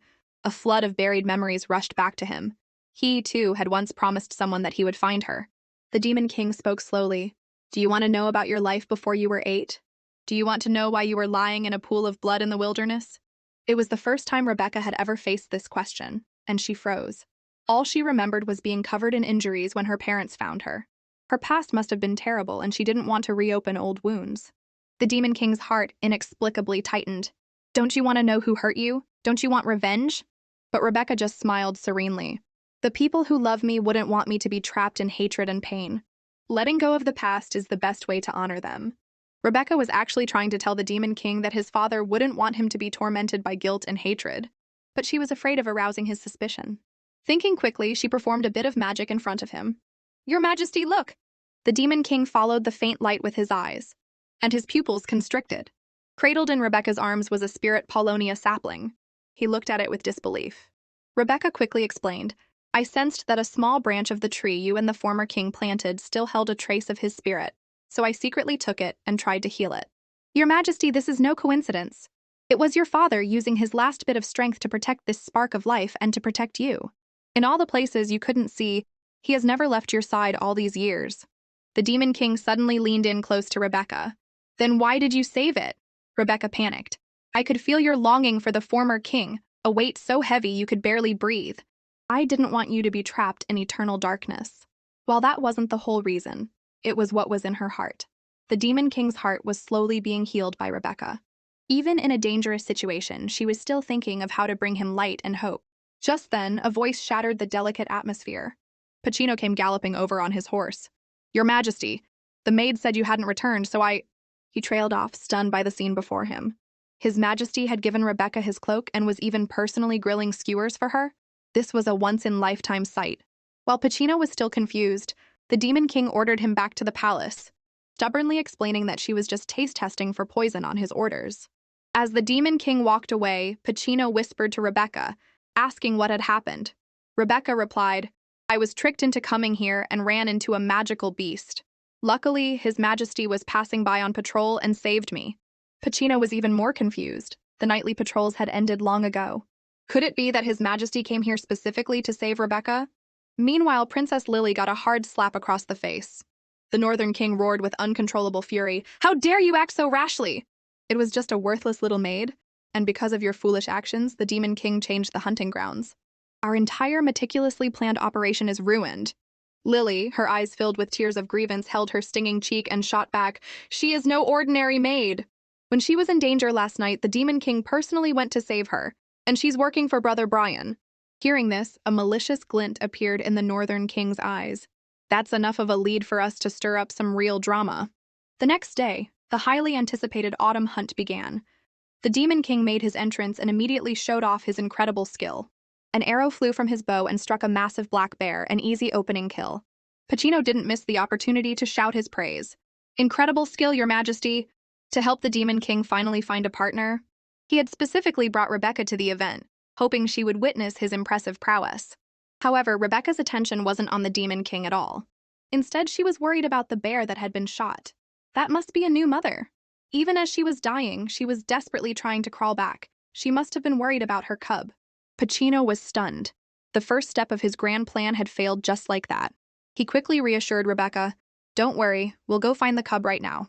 But he had no idea that this scene had sparked an unfamiliar displeasure in the Demon King's heart. The hunt ended, and as night fell, a magnificent ball began. The Demon King's mood soured when he couldn't find Rebecca anywhere. When he learned that Pacino had borrowed her, his face instantly darkened, and he gave a cold order. From now on, anyone who requests leave must report directly to me. Just then, Rebecca made an elegant entrance to the sound of everyone's admiration. The Demon King's gaze was instantly captivated, his eyes practically glued to her. He even found Pacino standing beside her, particularly annoying. Little did he know, this was the second step of Pacino's plan to end the Demon King's single life, spark the man's jealousy. Rebecca casually glanced toward the throne and saw Princess Lily smiling as she poured the Demon King a drink. They were chatting happily, the atmosphere pleasant. A wave of bitterness washed over Rebecca. Meanwhile, Pacino, following his plan, gallantly invited Rebecca for a dance. The two of them danced gracefully to the beautiful music, looking like a perfect, deeply in love couple. Seeing this, Lily tentatively asked the Demon King, "Your Majesty, will you grant them a marriage?" The Demon King was lost in thought for a moment. Then, without a word, he drained his wineglass. A sly smile crept onto Lily's lips, as if she were hatching some secret plot. The Demon King said flatly, "I will handle Pacino's marriage myself. As for you, Princess Lily, you've been paying far too much attention to Rebecca. You will give me a reasonable explanation for last night's events."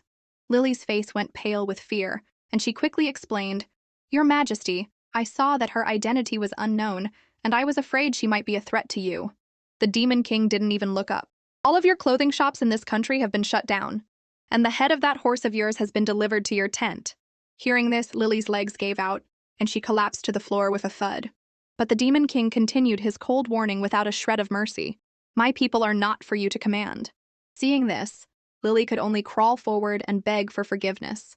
At the same time, the Demon King felt an indescribable heat wash over him, and his consciousness began to blur. Lily saw her chance and rushed forward, feigning concern as she helped him up. "Your Majesty, let me help you back to your tent." Rebecca's eyes were involuntarily drawn to the Demon King. Seeing this, Pacino became even more certain that feelings were secretly blooming between the two of them.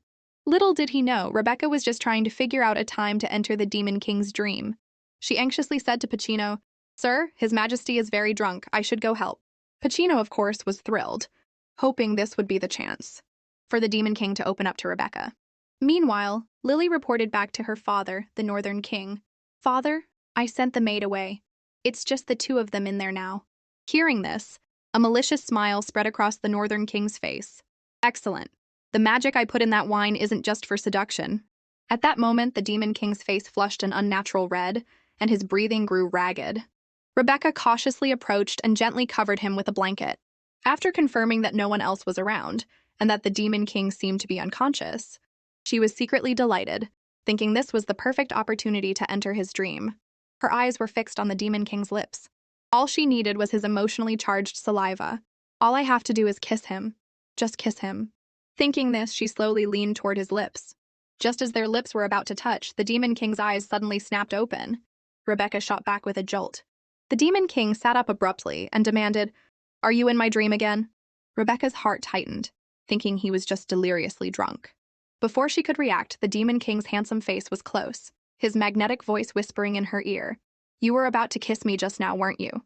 What, are you going to suck out some more spider venom?" Rebecca was in a complete panic, not expecting the Demon King to remember what happened in the dream. She could only keep telling herself it was a coincidence. But then, the Demon King began to describe the details of the dream with perfect clarity. "Last time, you were a little guard in armor. The time before that, you were a nurse in a uniform, so what are you this time?" Hearing this, Rebecca felt like she'd been struck by lightning, her mind completely blank. The Demon King fell back again, weak, mumbling incoherently. He vaguely sensed that this dream was different from the others. His whole body felt like it was on fire, the searing heat growing more intense. Looking at Rebecca, for some reason, he found himself having some unspeakable wicked thoughts. But Rebecca didn't want to miss such a good opportunity. Figuring the Demon King thought he was in a dream anyway, she steeled herself, gritted her teeth, and pressed her lips to his. The moment they touched, the Demon King's eyes snapped open again. The Demon King tried to push Rebecca away, but the drug was too powerful and she easily overpowered him.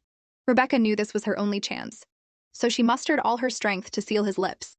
She successfully pried his mouth open and, using his emotionally charged saliva, entered his dream once again.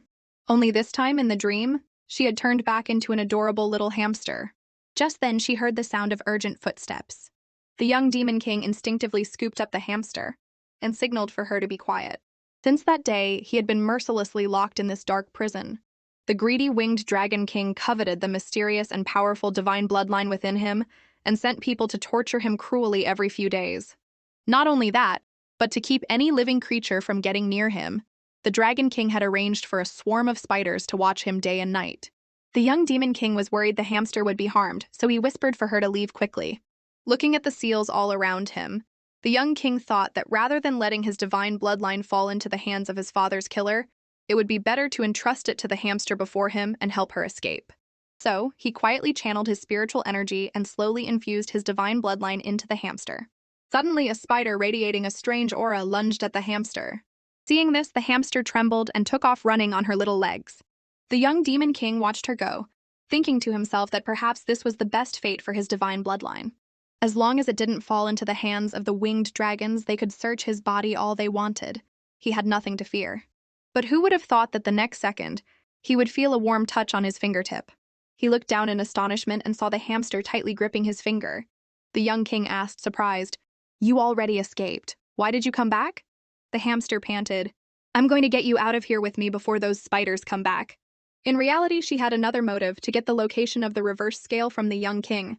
With that in mind, Rebecca quickly activated a teleportation spell. Strangely, perhaps because she was in a dream, the teleportation was exceptionally smooth this time. In a flash of light, they were successfully transported outside the dark prison. Rebecca cheered, "We escaped!" The young demon king, however, was full of suspicion. How could she have transformed into her original form so quickly?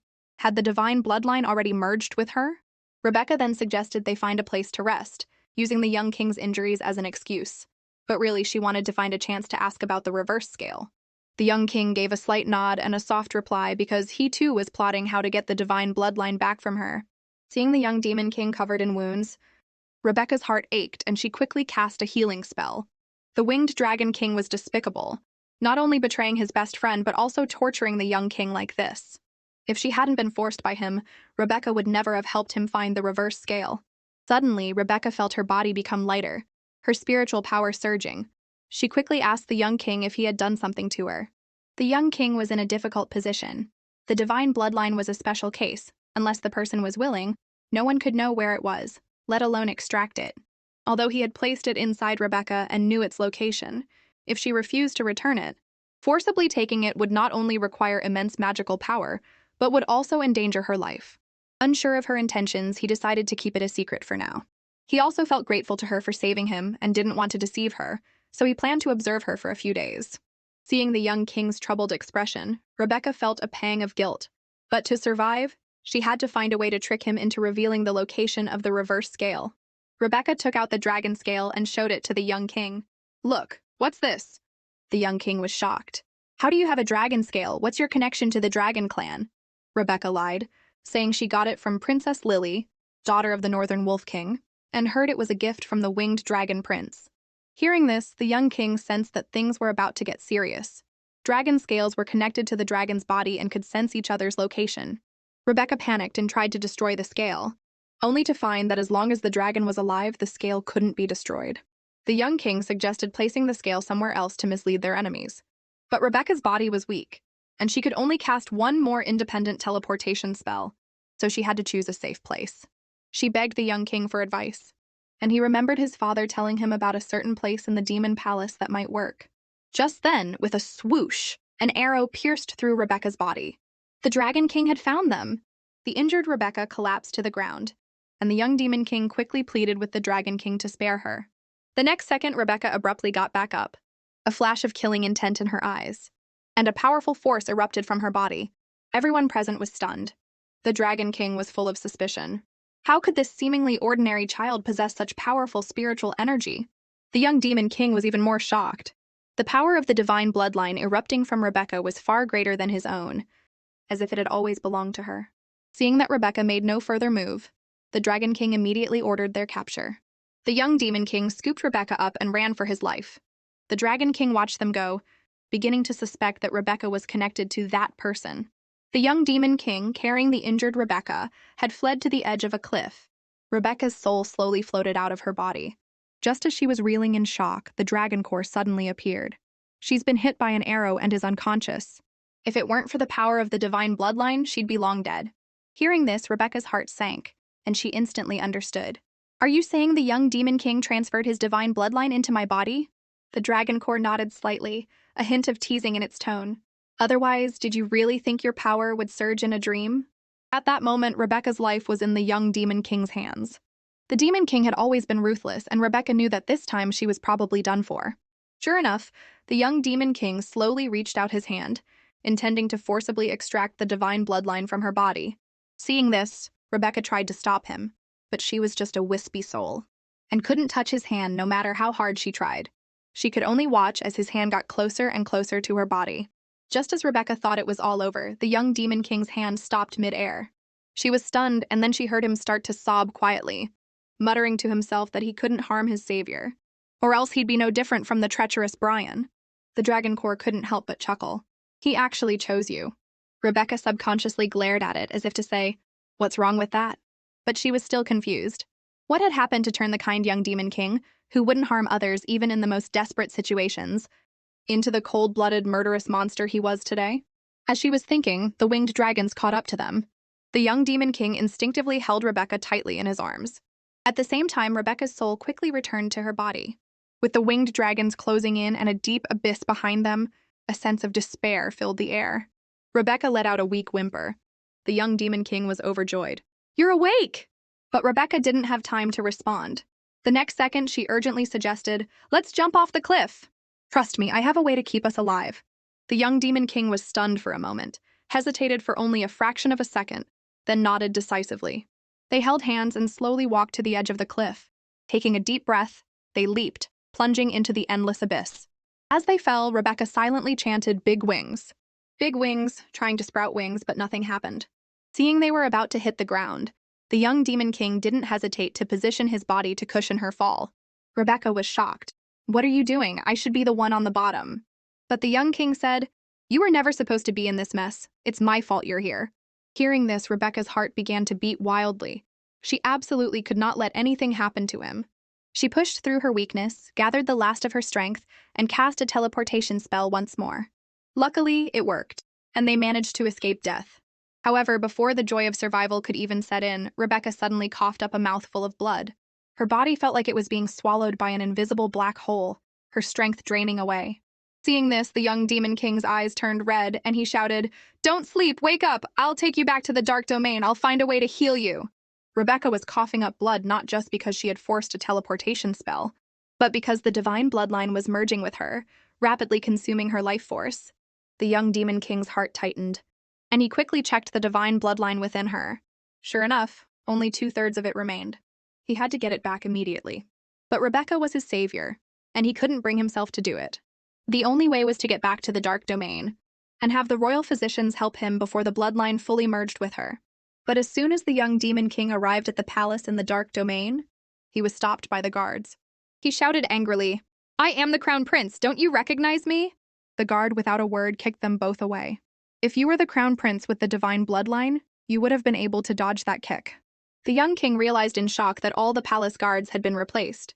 A now conscious Rebecca saw a Dragon Clan emblem on a carriage, and asked, confused, "The Winged Dragon Clan killed your father. Why is the Dark Domain still dealing with them?" From the talk of the common folk, they learned that a new king was about to be crowned. The former Demon King and Crown Prince had supposedly died of a sudden illness while visiting the Winged Dragon Clan. Now the throne was being inherited by Duke King, the young Demon King's brother-in-law. And the grand procession was a collection of rare treasures sent by the Winged Dragon Clan to apologize and congratulate the new king. Rebecca instantly understood the Winged Dragon's plot and urged the young Demon King to have his family bring him back to the palace to expose the conspiracy. The young king took Rebecca to the outskirts of the palace, dug up a hidden royal signal flare, and lit it.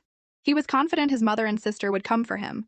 While they waited, Rebecca wanted to help the young king clean up, but after just a few steps, she felt sick and had to crouch down. The young king asked with concern, and Rebecca, fighting through the pain, said she was just tired. When they reached the river, the young king, seeing how weak Rebecca was, offered to wash her face. His gentle movements made her forget. He was the same bloodthirsty Demon King. He also carefully tidied her messy hair and pinned a cute hamster-shaped clip in it. Rebecca looked at her reflection in the water and sighed. "You're really good at this. This is the first time anyone's ever done my hair." The young Demon King was shocked. "Your mom never did your hair?" At the mention of her mother, Rebecca's expression changed. At his age, her adoptive parents hadn't found her yet, and she didn't even know who her real parents were. Seeing this, the young king quickly comforted her. "It's okay. If you like it, I'll do your hair every day from now on and buy you pretty hair clips." Rebecca was incredibly touched, but to save her own life, she had to probe him. "What are your plans now?" The young king's eyes were firm. "I will take the throne, crush the Winged Dragon Clan, and unite the continent." "What about Brian? What will you do to him?" "I'll rip out his reverse scale while he's still alive and make him wish he were dead." Getting closer to the answer, Rebecca asked more boldly, "And where do you plan to hide the reverse scale?" The young king answered without a second thought, "I will bury it under the spirit Polonia tree to be with the ants, the sewage, and the dirt, as an offering to my father." Rebecca finally knew where the reverse scale was. Once she completed her mission, she could go back to a peaceful life with her parents. But doing so felt like she was betraying the young demon king. Just then, they heard the sound of a carriage in the distance. They both turned. The young demon king recognized his mother's carriage at a glance and shouted excitedly, "Mother! Sister! I'm here!" But the next second, his smile froze. The man in the carriage yelled, "Someone! Execute this commoner who dares to impersonate the crown prince." The young demon king never imagined that even his beloved sister would betray him. "You are not Abramd. My poor dear brother followed our father to the heavens." At Duke Cain's command, the guards swarmed forward, instantly surrounding the young demon king and Rebecca. Rebecca urged him to take back the divine bloodline from her, but he couldn't bear to see her get hurt and hesitated. In that moment, a blade pulsing with chilling, killing intent fell toward him. At the last second, Rebecca threw her arms around the young demon king and pulled him out of the way. But their enemies were like a pack of wolves, using their superior numbers to press in. Rebecca cast her teleportation spell again, and with a faint shimmer of light, they vanished. But she was already too weak, and had only managed to move them a short distance. She once again begged the young demon king to take the divine bloodline, his heart twisting with pain and conflict. As he hesitated, the sound of hoofbeats approached. The old dragon king and his son Brian arrived, radiating menace. "Do what you want with the boy," the old king ordered, "but leave the girl alive." They were quickly found again and surrounded by the hungry pack. Rebecca knew there wasn't enough time for him to take back the bloodline. A look of resolve flashed in her eyes. "If I could defeat the old dragon king once, I have to try again now, even if it costs me my life." With that thought, she turned to the young demon king, her expression serious. "You have to remember what I'm telling you. Even though your friend and your sister betrayed you, your father and I will always support you." The young demon king had a terrible feeling as Rebecca said her final words with grim determination. "Please, for our sake, live a good life. Be a just king, one that people will love." Before he could respond, her body erupted in a brilliant golden light. She recklessly channeled the power of the divine bloodline within her and charged the surrounding guards. In an instant, they were sent flying, collapsing to the ground in a battered heap. But then, disaster struck. Several arrows pierced her body, and she coughed up mouthfuls of blood. The young demon king's heart seized, the pain so intense he could barely breathe. "Little demon king, don't come over here!" Enduring the searing pain, Rebecca waved her small hand, and a shimmering barrier materialized in front of him, protecting him completely. The young demon king was consumed by grief and self-loathing, hating how weak he was, unable to even protect his dearest friend. All he could do was watch as the old dragon king seized Rebecca. The old king's eyes glinted with greed and curiosity, determined to uncover her true identity. The young demon king cried until his voice was raw. Just then, a cold, eerie voice echoed in his mind. "I told you that you would pay for your foolishness. How does it feel to watch someone you care about in peril, completely helpless? A pity it's too late now. The divine bloodline has already fully merged with that girl." "Who are you?" the young demon king asked in shock. The voice replied with a hint of smugness and mockery. "I am the one who can grant you the ultimate power." The evil god's voice was cold and tempting. "Share your body with me, and I will help you turn the tables and reclaim your throne." The young demon king's mind reeled. His father's warnings echoed in his ears. The evil god was the most malevolent being in existence, and the gods had exhausted their power just to seal him away, leading to their own downfall. He fiercely refused, unwilling to make a deal with the devil. But he was trapped with no way out, and the evil god had him right where he wanted him. Meanwhile, Rebecca had achieved her goal for this dream and decided to end it with her own death. In her 2 trips into his dreams, she had touched the deep-seated hatred in the young king's heart. While she couldn't change the past, she wanted to protect him just once in this dream, to show him that the world wasn't only filled with betrayal. With that, she channeled all her spiritual energy, and the pattern of a self-destruction spell began to glow on her skin. The young demon king screamed, lunging forward. "It's no use. Once the self-destruction spell is activated, it can't be reversed." "I am the only one in this world who can reverse it," the evil god's voice hissed again. The young king froze, then gritted his teeth. "I'll share my body with you, but you have to save her." The deal was struck, and the evil god instantly possessed his body. The next second, that same body began swinging its sword like a madman. The old dragon king was the first to fall, followed by his treacherous sister and brother-in-law. Duke Cain's cries for help were cut short by the blade, and his sister's pleas for mercy were met with none. By the time Rebecca sensed the strange, violent energy, it was too late. A cold blade pierced her heart. She coughed up a mouthful of blood, looked at the familiar face before her, and managed to force out a single word, "Why?" When the young demon king came to his senses, he was horrified to realize he had just killed the very person who had tried so desperately to protect him. As Rebecca lay gravely injured, the buried memories flooded her mind. She finally understood that the ugly scar on her chest was a mark from that tragedy. She had cherished the warmth of her adoptive parents so much that she had willingly cast aside her past, only to have it brutally torn open in the Demon King's dream. Why did he kill her? Why did he abandon her? Weren't they supposed to be best friends forever? 1,000 questions gnawed at her heart. Rebecca suddenly snapped out of her daze. She turned to the Demon King beside her, her eyes filled with a desperate need for answers. But he just pressed his lips together, silent. After he had calmed down that day, he had gone back to look for her. But all he found was a sickening pool of blood. The little hamster was gone. With the evil god whispering poison in his ear, he had believed she was gone forever. It wasn't until she pleaded for the other maid, her eyes flashing with that same stubborn light, that he began to suspect. Even with his doubts, he had kept her by his side. But what was the meaning of that sudden kiss? Their eyes met, the air thick with unspoken questions and suspicions. Suddenly, the dragon core in Rebecca's chest began to burn, urging her to hand over the reverse scale to the Dragon King as soon as possible. "Don't you have anything to say to me?" The Demon King finally spoke, his voice tight with suppressed anger. To save her own skin, Rebecca gritted her teeth and blurted out, "I'm not Pacino's girlfriend." The Demon King's brow furrowed slightly. That wasn't the answer he wanted. He wanted to know why she had kissed him, what kind of game she was playing. Just as Rebecca was about to explain, a deafening roar erupted from outside the tent. "Abrampt, get out here and die!" The Demon King shot to his feet, his eyes as sharp as daggers. "We'll finish this when I get back." With that, he stormed out of the tent. The backlash from the Dragon Core was starting to kick in. Rebecca's mind raced. She was about to use her teleportation spell to escape, when she heard the Northern King's furious shout from outside. "God-slaying array, activate!" Rebecca froze, her blood turning to ice. It was the same spell that had killed the old Demon King. As the God-slaying array activated, Rebecca threw herself in front of the Demon King, trying to block the fatal blow.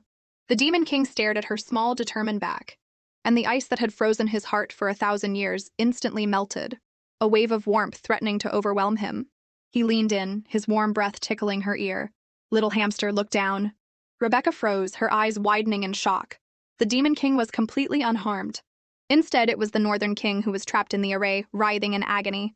"How do you like the God-slaying array?" The Demon King's voice was ice cold. "I was just drunk. Did you really think I fell for the poison in the wine?" The Northern King's eyes bulged. "Who switched the poisoned wine? Who betrayed me?" "I did," Princess Lily said, stepping forward with a resolute smile. Rebecca's mind spun. When did Lily team up with His Majesty? But then she remembered her mission. With the crisis averted, she could finally go get the reverse scale. She knew the Demon King hated betrayal more than anything, but she had to get back to her parents. She activated her teleportation spell, and in the next second, she was standing beneath the Spirit Polonia tree. The reverse scale was buried here.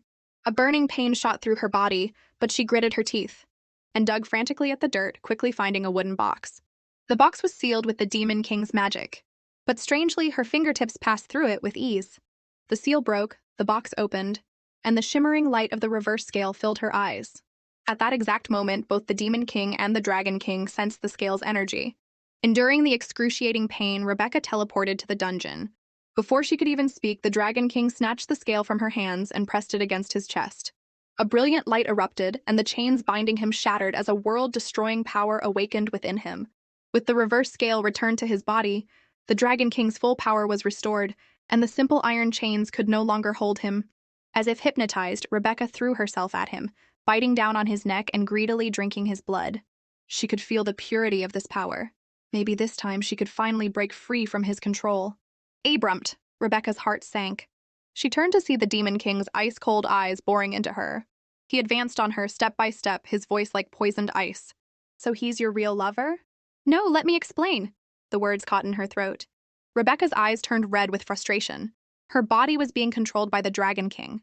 "Congratulations, my dear friend," the Dragon King said, wrapping an arm around Rebecca's waist, his voice dripping with sarcasm. "How does it feel to be betrayed again? Especially when the traitor is the same little hamster who died for you all those years ago." Such a perfect replacement. His words ignited the Demon King's fury. A tide of dark energy poured out of him. He pointed his sword at the Dragon King, his roar shaking the very foundations of the dungeon. "I'll kill you all over again." The blade sliced through the air with world-ending force. The Dragon King barely dodged, shocked to find that his opponent's power was even greater than he remembered. "Abrampt, what kind of secret are you hiding?" he demanded. His words snapped Rebecca out of her trance. Abrampt cared so much about the old her, he would never have killed her on purpose. That means he was being controlled back then? And now, in a daze, she watched them fight, the stone walls of the dungeon crumbling around them. She knew she couldn't wait any longer. Risking everything, she threw her arms around the Demon King from behind, her voice choked with tears. "Look at me, it's me, your little hamster! You didn't die, I came back for you." Rebecca begged the Demon King to trust her one more time, but he just stared at her, his expression unreadable. Her heart tightened, terrified that her deception had truly angered him, that he might actually kill her. In her daze, she felt a warm touch on her head. The Demon King gently stroked her hair, clearly feeling his own divine bloodline flowing within her. No wonder she could pass through his barriers, learn teleportation so easily, and even heal his father's spirit tree. All the mysteries were solved in an instant. The Demon King couldn't hold back any longer. He pulled Rebecca into a crushing hug, as if trying to merge her into his very bones. He had finally found the little hamster he had been searching for all this time. Rebecca felt squeezed by his embrace, but she was overjoyed that he was himself again. The next second, however, he flinched as if stung and pushed her away, stumbling back. The veins on his forehead bulged as a splitting headache hit him. 1,000 questions flooded his mind. How did she survive back then? Did she forget everything because it was too painful? Was she working with the Dragon King from the start because she knew who he was? Was this all revenge? Seeing him in such pain, Rebecca's heart ached. But the Dragon King, showing no sense of honor, took advantage of the opening and attacked. "Abrampt, you still haven't learned a thing after all these years." The Demon King's eyes snapped open, a playful glint now hidden in their crimson depths. The next second, an arrow shot from behind the Dragon King and pierced his heart. The Dragon King looked back in shock and saw that the shooter was Lily. "Why?" he roared in disbelief. Lily laughed mockingly. "Brother Brian, you betrayed your closest friend. Did you really think I'd be foolish enough to give you my heart?" The Dragon King panicked, tried to tempt her with the promise he'd made to make her his queen. But Lily had her own plans. Love wasn't nearly as appealing as power. She had already made a deal with the Demon King at the ball. He had promised her the throne of the North. Rebecca was stunned by Lily's ambition, but a question popped into her head. Why hadn't she told Abramant my identity sooner? Just then, that mysterious power suddenly turned and attacked Rebecca. Without a second thought, the Demon King threw himself in front of her. The Dragon King seized the opportunity, wrapping his long tail around Lily. "Abramant, I'll be waiting for you," he snarled, and then they vanished. The backlash from the Dragon Core hit Rebecca, and her vision went black as she collapsed into the Demon King's arms. Before he could even ask what was wrong, she vanished as well. The Demon King's outstretched hand froze in midair, a piece of his heart seemingly ripped away. Rebecca woke from a nightmare to the hazy, familiar sight of her parents by her bedside. She threw herself into her mother's arms, sobbing, "Mom, Dad, I missed you so much." But the joy of their reunion was cut short as Rebecca looked around. "Where are we?" "This is the Northern King's palace," a chilling voice said from behind her. Rebecca turned to see the Dragon King's bottomless eyes. He was dressed in a silver-white royal robe, putting on a gentle act and claiming to be her savior. Rebecca was disgusted by his hypocrisy but had no choice but to play along. "I made a mistake at the Demon Palace, and he saved me," Rebecca said to her parents, and they repeatedly expressed their gratitude to him. But the Dragon King took the opportunity to have them stay and keep Rebecca company. Realizing he had another motive, Rebecca pleaded with her parents to let her speak with him alone. Once her parents had left, the smile vanished from Rebecca's face. "Why did you go back on your word? Isn't controlling me with the Dragon Core enough? Now you have to use my parents as hostages too?" The Dragon King let out a low chuckle and leaned in closer. "Have you ever entered the Demon King's dream alone before?" "Yes, I have," Rebecca answered honestly, taken aback. "The only person who has ever been able to enter a dream within dream twice is me." The Dragon King's composure finally broke. "Have you ever wondered why you can do it now? Just like you once made the divine bloodline your own, the Dragon Core now sees you as its master." Rebecca panicked and demanded he take his stupid Dragon Core back. But the Dragon King just sat back down leisurely. "I was going to. But your body, in its desperation to survive, has already absorbed it. Now, you are my Dragon Core." This meant that Rebecca and the Dragon King were inextricably linked. She didn't want to live a life dependent on his blood. But to find out the truth about her, the Dragon King shamelessly used her parents as leverage. Rebecca couldn't take it anymore. She grabbed a glass of water from the table and threw it in his face. "You backstabbing liar! You're despicable!" Just then a doctor entered the room. The Dragon King, completely unfazed, stood up and left, not even noticing the Demon King disguised among the medical staff. Rebecca had finally woken from her coma, and her parents were terrified she would be in danger again. Her father, with trembling hands, held out a white box, explaining that it was the medicine she had someone send for her mother. But the whole situation felt so strange that they hadn't dared to use it. The moment Rebecca opened the box, she froze. Inside was a vial of bright red liquid. It was the Demon King's blood. Rebecca remembered mentioning her mother's illness to him at the ball. She never thought he would have secretly sent his blood. To keep her parents from worrying, she buried the truth about her relationship with the Demon King deep in her heart, and lied, saying it was a gift from her dear friend, the King's Guard Captain Pacino. Just then there was a knock on the door. Abramt, disguised as a doctor's assistant, came in to change her dressing. Panicked, Rebecca quickly hid the box under her blanket and pretended to drink her soup. As she looked down, a stray strand of hair fell into the bowl. Abramt immediately reached out and tucked it behind her ear. When Rebecca looked up and saw his eyes, she froze. Those bright, intense eyes were deep and familiar, just like the ones belonging to the Abramt she thought about day and night. But it couldn't be him. Shaking her head, Rebecca started to tie up her own hair, but the sudden movement caused her IV to back up with blood. Abramt immediately stepped forward, his voice gentle but firm. "Don't move, I'll do it." He clumsily tied her hair, and that simple action shattered Rebecca's defenses. She remembered someone else, long ago, who had been just as clumsy but had tied her hair with the utmost care. That person was Abramt. Lost in thought, Rebecca heard the man's soft voice. "The hair tie, please." She snapped out of it and handed it to him, only for him to ask, "What were you thinking about just now?"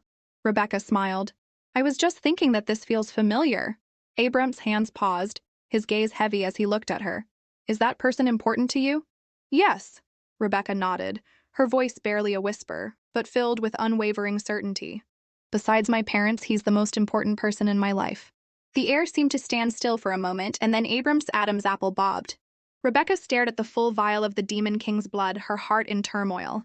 "I betrayed him, yet he kept his promise to heal my mother. I miss him so much. But I let his most hated enemy, Brian, escape. How can I possibly face him?" Filled with guilt and longing for Abramt, Rebecca drifted off to sleep. In a daze, she thought she saw him again, gently wiping away her tears. His touch so tender it was nothing like the cold-blooded Demon King of legend. "Abramt," she whispered his name as she woke up with a start. The moonlight was cold outside her window and she was alone. It was just a dream. The desire to see him grew even stronger. Suddenly, Brian's words came back to her. With the power of the Dragon Core, you can use an object with a person's essence to enter their dreams. Without another moment of hesitation, Rebecca opened the vial with trembling hands, poured out the Demon King's blood, and created a simple magic circle. A red light flashed, and her consciousness was instantly pulled into a silent chapel. This was the edge of Abramt's consciousness, and its calmness surprised her. The last time she had broken in, it had been a storm of swords. "Perhaps his state of mind has changed," the Dragon Core's voice said. "Maybe that suspicious, murderous Demon King is searching for peace, or maybe an answer." Just then, Rebecca's eyes fell on a confessional. A heavy aura emanated from it like the guilt and confusion Abramt kept locked away. She walked straight toward it and asked with reverence, "If I confess everything to his consciousness, will it change anything?" "Of course," a voice from inside the confessional replied. It was identical to Abramt's. Rebecca nearly had a heart attack. "If there's a chapel, there's a priest," the Dragon Core explained. "That voice is a manifestation of the balance within his heart. It's not real." Rebecca clutched her chest, trying to catch her breath. She desperately wanted to see Abramt, but the thought of what he might look like still made her heart skip a beat. Finally, she dropped to her knees. "Father, I have committed an unforgivable sin. I betrayed someone very important to me." "And what is your relationship with him?" the Abramt-like voice asked again. Rebecca was silent for a moment, then closed her eyes, her voice choked with tears but absolutely firm. "He is the person I would give my life to protect." The moment she spoke, there was a loud crash from behind the door. Rebecca's eyes flew open, and she stared at the door. "Father, what happened?" The priest cleared his throat. "And what did you do to this person you wish to protect?" Every word of Rebecca's confession was overheard by Abramt, who had been standing silently behind the door. From being forced to go undercover to her inner turmoil over stealing the reverse scale, to the heart-wrenching pain of being held hostage with her family, all the hidden truths came pouring out. But the most moving part was her defense of Abrumt. The world says he's suspicious and cruel, but in my heart he is loyal and sincere. This heartfelt understanding touched him more than any sweet words ever could. The door creaked open, and Abrumt stepped out of the shadows, his voice trembling slightly. What are your feelings for him? Rebecca looked up, her eyes filled with tears. She no longer hid her feelings for him. In the moment the misunderstanding was cleared, there were no hysterical accusations, only the sound of two hearts beating in the silent chapel. Can I kiss you? Abrumt was the first to break the silence. Without a moment's hesitation, Rebecca stood on her toes and gently pressed her lips to his. At that moment, their two hearts, pressed close together, seemed to overcome all the barriers and suspicions of the real world. Abrumt gently wiped the tears from her cheeks. Rebecca could no longer hold back and threw herself into his arms, sobbing, "I'm so sorry! I did so many things to hurt you. I thought you would never forgive me." In truth, Abrumt had forgiven her long ago. After all, if he had been in her shoes, he wasn't sure he could have done any better. Suddenly, the world around them began to twist and collapse. The dream was ending. Rebecca didn't want to leave him. "Don't be afraid," Abrumt said, gently stroking her hair and whispering in her ear. "I'll come for you soon." Rebecca woke up, the warmth of his touch still lingering on her fingertips. The thought that Abrumt was with her, even in darkness and danger, filled her with the courage to face whatever came next. However, a sudden visit from Princess Lily threatened to throw an unknown complication into their newly mended relationship. "Long time no see. Looks like you haven't been doing so well either," Princess Lily said, strolling in. Rebecca shot her a dismissive look. "I don't think we're on close enough terms for you to be visiting me, Your Highness." "What if I told you?" Lily suddenly leaned in close to Rebecca's ear. "I'm here to propose a partnership?" Rebecca was stunned, then found it laughable. The Grand Princess of the North, the future queen of the winged dragons, wanted to team up with a commoner who could barely save herself? Lily scoffed. "I couldn't care less about being some queen. Brian wants to use his status as my fiancé to suppress my brother and become the ruler of the North himself. I'm the strongest royal in the North, but just because I'm a woman, I'm stripped of my right to the throne, forced to be a stepping stone for my brother, and even have to compete for a place as Brian's consort. I won't accept it. Why should I step aside for those incompetent men? I'm going to be the queen of the North." Rebecca's eyes widened in shock. She never thought this seemingly spoiled princess was such a clear-headed, powerful woman. She refused to be a gilded canary in a cage, beautiful on the outside but with no freedom. Her courage and ambition earned Rebecca's respect. She didn't have Lily's grand ambitions. All she wanted was for her parents to be safe, her love to be by her side, and to live a simple, happy life. But first, she had to escape this prison. "Okay, I'll work with you," Rebecca said decisively. The first step to breaking free from Brian's control was to remove the dragon core. The Royal Library in the North held an ancient text describing the removal technique. But Brian was extremely suspicious, so they had to gain his trust first.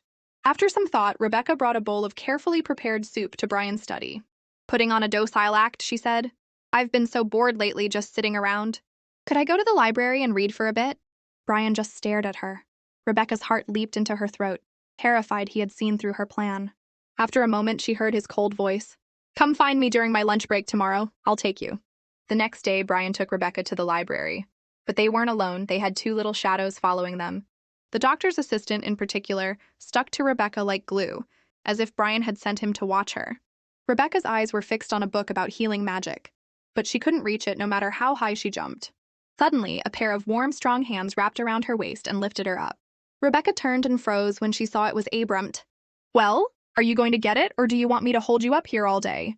His words made Rebecca's cheeks flush bright red. She grabbed a random book from the shelf. "I've got it." But Abrumt didn't put her down. "Need me to take you to any other shelves?" Rebecca quickly waved her hands. No, there's a ladder over there." The moment Abrumt set her down, she took off running. The process was a little embarrassing, but she had managed to stick a sleeping spell on him. She then began to chant, and soon Abrumt was slumped over the table, asleep. Suddenly, Rebecca noticed one of the bookshelves looked different from the others. She gave it a gentle push, and a secret door swung open, causing her to lose her balance and fall inside. The noise woke Abrumt, only to see Rebecca had just walked into Brian's secret room by herself. The unexpected fall left Rebecca stunned and in pain on the floor. She looked up and saw Brian's half-smiling face. "What, the entire library isn't enough for you? You had to come here for some extra credit?" Rebecca's mind went blank. "You have to let me explain." "No, wait. I just pushed the bookshelf a little. Is your foot okay?" Before she could finish, Brian bent down and scooped her into his arms. The moment his hand touched her twisted ankle, a sharp pain made her cry out. Outside the secret room, Abram's heart clenched. He hesitated, wondering if he should rush in, then heard Rebecca's tearful shout, "Brian, stop!" That was it. Abram couldn't take it anymore. He stormed over to the bookshelf and shoved it aside. The entrance to the secret room was wide open, and the sound of footsteps grew louder. He quickly ducked behind a nearby shelf, pretending to read, but his eyes were glued to the entrance. When he saw Brian carrying Rebecca out, her face pale with pain as she curled up in his arms, Abram completely lost it. "Stop!" he growled at their retreating backs. Brian slowly turned, a meaningful smile on his face. Abram's deep voice stopped Brian. "Sir, I must ask you to stop. It would be improper to be seen like this." Brian whipped his head around, his gaze like daggers. The moment their eyes met, Rebecca could almost smell something burning in the air. "You are currently Princess Lily's fiancé," Abram said, his voice steady but his words precise. To be seen carrying another woman would inevitably lead to gossip. With the late prince's descendants eyeing the throne, I'm sure you wouldn't want to give them any ammunition, would you? His words hit Brian right where it hurt. He let out a cold laugh, surprised that a mere medical assistant could have such a clear grasp of the political situation.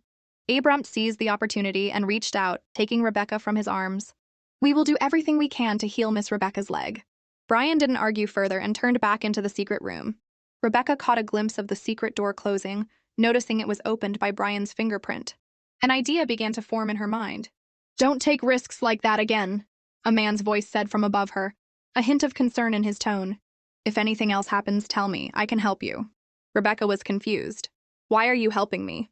"Because Abram sent me to watch over you," the man said simply. Rebecca's face flushed.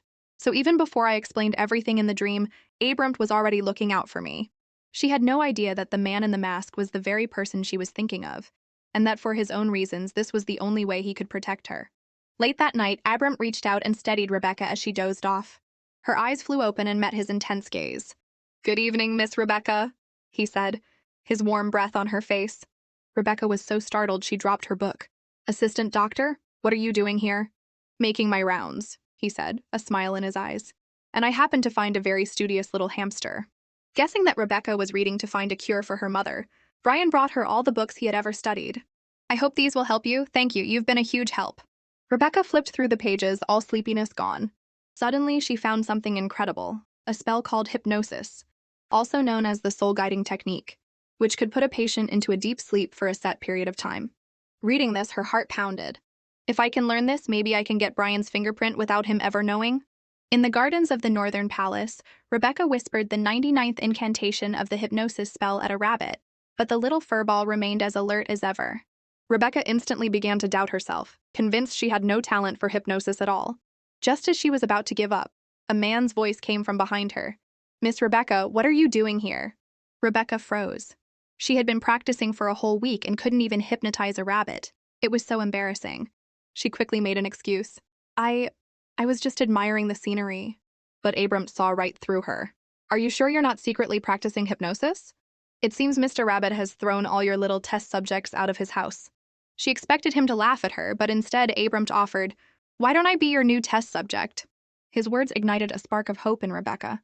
For the next few days, wherever Abram was, Rebecca was sure to be found. Her first attempt at hypnotizing him was, unsurprisingly, a failure. She tried again and again, but the result was always the same. "Sleep, sleep, please fall asleep," Rebecca chanted over and over from her hiding spot in the bushes, only to be met with an exasperated sigh from Abram. "Go back and practice some more." Her repeated failures were starting to wear her down, but she stubbornly refused to give up. Finally, after using up most of her magic, Rebecca managed to make Abram fall into a deep sleep. The moment she confirmed the hypnosis had worked, she was both thrilled and exhausted. In a daze, she thought she saw a strange black shadow dart out of Abram's body. When she looked out the window again, everything was calm and peaceful. She dismissed it and, hoping her magic would last longer next time, decided to go to the library to find an older text. After all, making Brian sleep for just 10 minutes wouldn't be nearly enough. Just then, Abram suddenly woke up. The girl he loved was right in front of him, and he instinctively leaned in closer. He then flinched and pulled back, stammering, "Sorry, I just wanted to check your condition after the hypnosis." Abram shyly turned his head away and admitted that he had indeed been hypnotized, assuring her that she would soon master the technique for longer periods. Neither of them knew that the mysterious black shadow had already slipped away to a nearby village, and a great danger was slowly beginning to unfold. After over a month of hard training, Rebecca could now successfully hypnotize a target for a full hour. She made a bowl of soup for Brian, who had been working late, as a final test of her skills. Brian looked at her with a half smile. "You've been quite attentive lately." Rebecca was prepared. She lowered her eyes respectfully. "I'm just repaying your kindness for taking care of my family." Brian, not suspecting anything, drank the soup in one gulp. Rebecca immediately cast the hypnosis spell, and in less than a second, Brian was fast asleep. She successfully collected his fingerprint. Next stop, the library. Using the fingerprint she had acquired, Rebecca successfully opened the door to the secret room. She thought everything was going smoothly, but she hit a snag among the bookshelves. She searched through every book but couldn't find anything related to removing a dragon core or the divine bloodline. The hypnosis was wearing off, and her own energy was running low. Just as she was about to give up, a dusty pile of old books in the corner caught her eye. Among them was a text titled Forbidden Arts, Inner Cores and Primal Forces. Rebecca was ecstatic. She quickly tucked the book away and was about to sneak out when she heard Brian's voice from outside. "Has anyone been to the library tonight?" he asked in a low voice. The guard on duty bowed. "No, Your Majesty, Dragon King." Rebecca panicked and huddled behind a bookshelf, not daring to breathe. But Brian's suspicion was not so easily dispelled. He slowly walked into the secret room, his sharp eyes scanning his surroundings. A meaningful smile touched his lips as he began to walk toward where she was hiding. The shadow of death crept closer. Rebecca squeezed her eyes shut, her heart in her throat. But at that critical moment, the sound of urgent footsteps echoed through the hall. A guard rushed in, reporting frantically, "Your Majesty, there's been a riot in the village just outside the palace. A mysterious, unknown power has attacked, causing heavy casualties, and some of the infected are going mad and attacking others." The sudden crisis successfully diverted Brian's attention. He frowned and ordered, "Take me to the village at once." As Rebecca watched Brian hurry away, she let out a long sigh of relief. But the guard's mention of a mysterious power sent a strange chill down her spine, and a strong sense of foreboding washed over her. The palace was crawling with Brian's spies. No matter how well she hid the ancient text, it would be found sooner or later. Just as she was pacing in a panic, the riot broke out in the village. The order for all medical personnel to assemble immediately became her only chance to escape. She stopped the team of doctors and, claiming she had some experience with healing magic, begged to join their medical team as an assistant. The young assistant agreed without a second thought, but the doctor beside him hesitated, saying they should ask for Brian's permission first. To her surprise, Brian agreed. His unusual behavior sent a shiver down her spine. The moment she arrived at the scene of the riot, Rebecca was frozen with horror. Villagers with severed legs writhed in pools of blood, while others with head injuries screamed for help. The young assistant immediately pulled Rebecca behind him. "It's not safe here yet," he said in a low voice. "Don't leave my sight." Rebecca nodded, trembling, her eyes glued to him. "This will hurt when I clean it, so please bear with me." "Don't worry, I'll bandage you up right now. This is a painkiller. You won't feel anything after you take it." Rebecca worked tirelessly with the medical team from dawn till dusk. She had just managed to catch her breath when she saw a villager go berserk, about to bite one of his companions. The soldiers were in a panic. "Does anyone know healing magic?" "I do." Rebecca stepped forward without hesitation, a faint healing light glowing at her fingertips. No one expected that her newly learned healing magic would instantly suppress the berserker, feat that would normally require 2 or 3 mages. The soldiers gave her a thumbs up in admiration, but the cheers had barely faded when an urgent call for help came from the next section.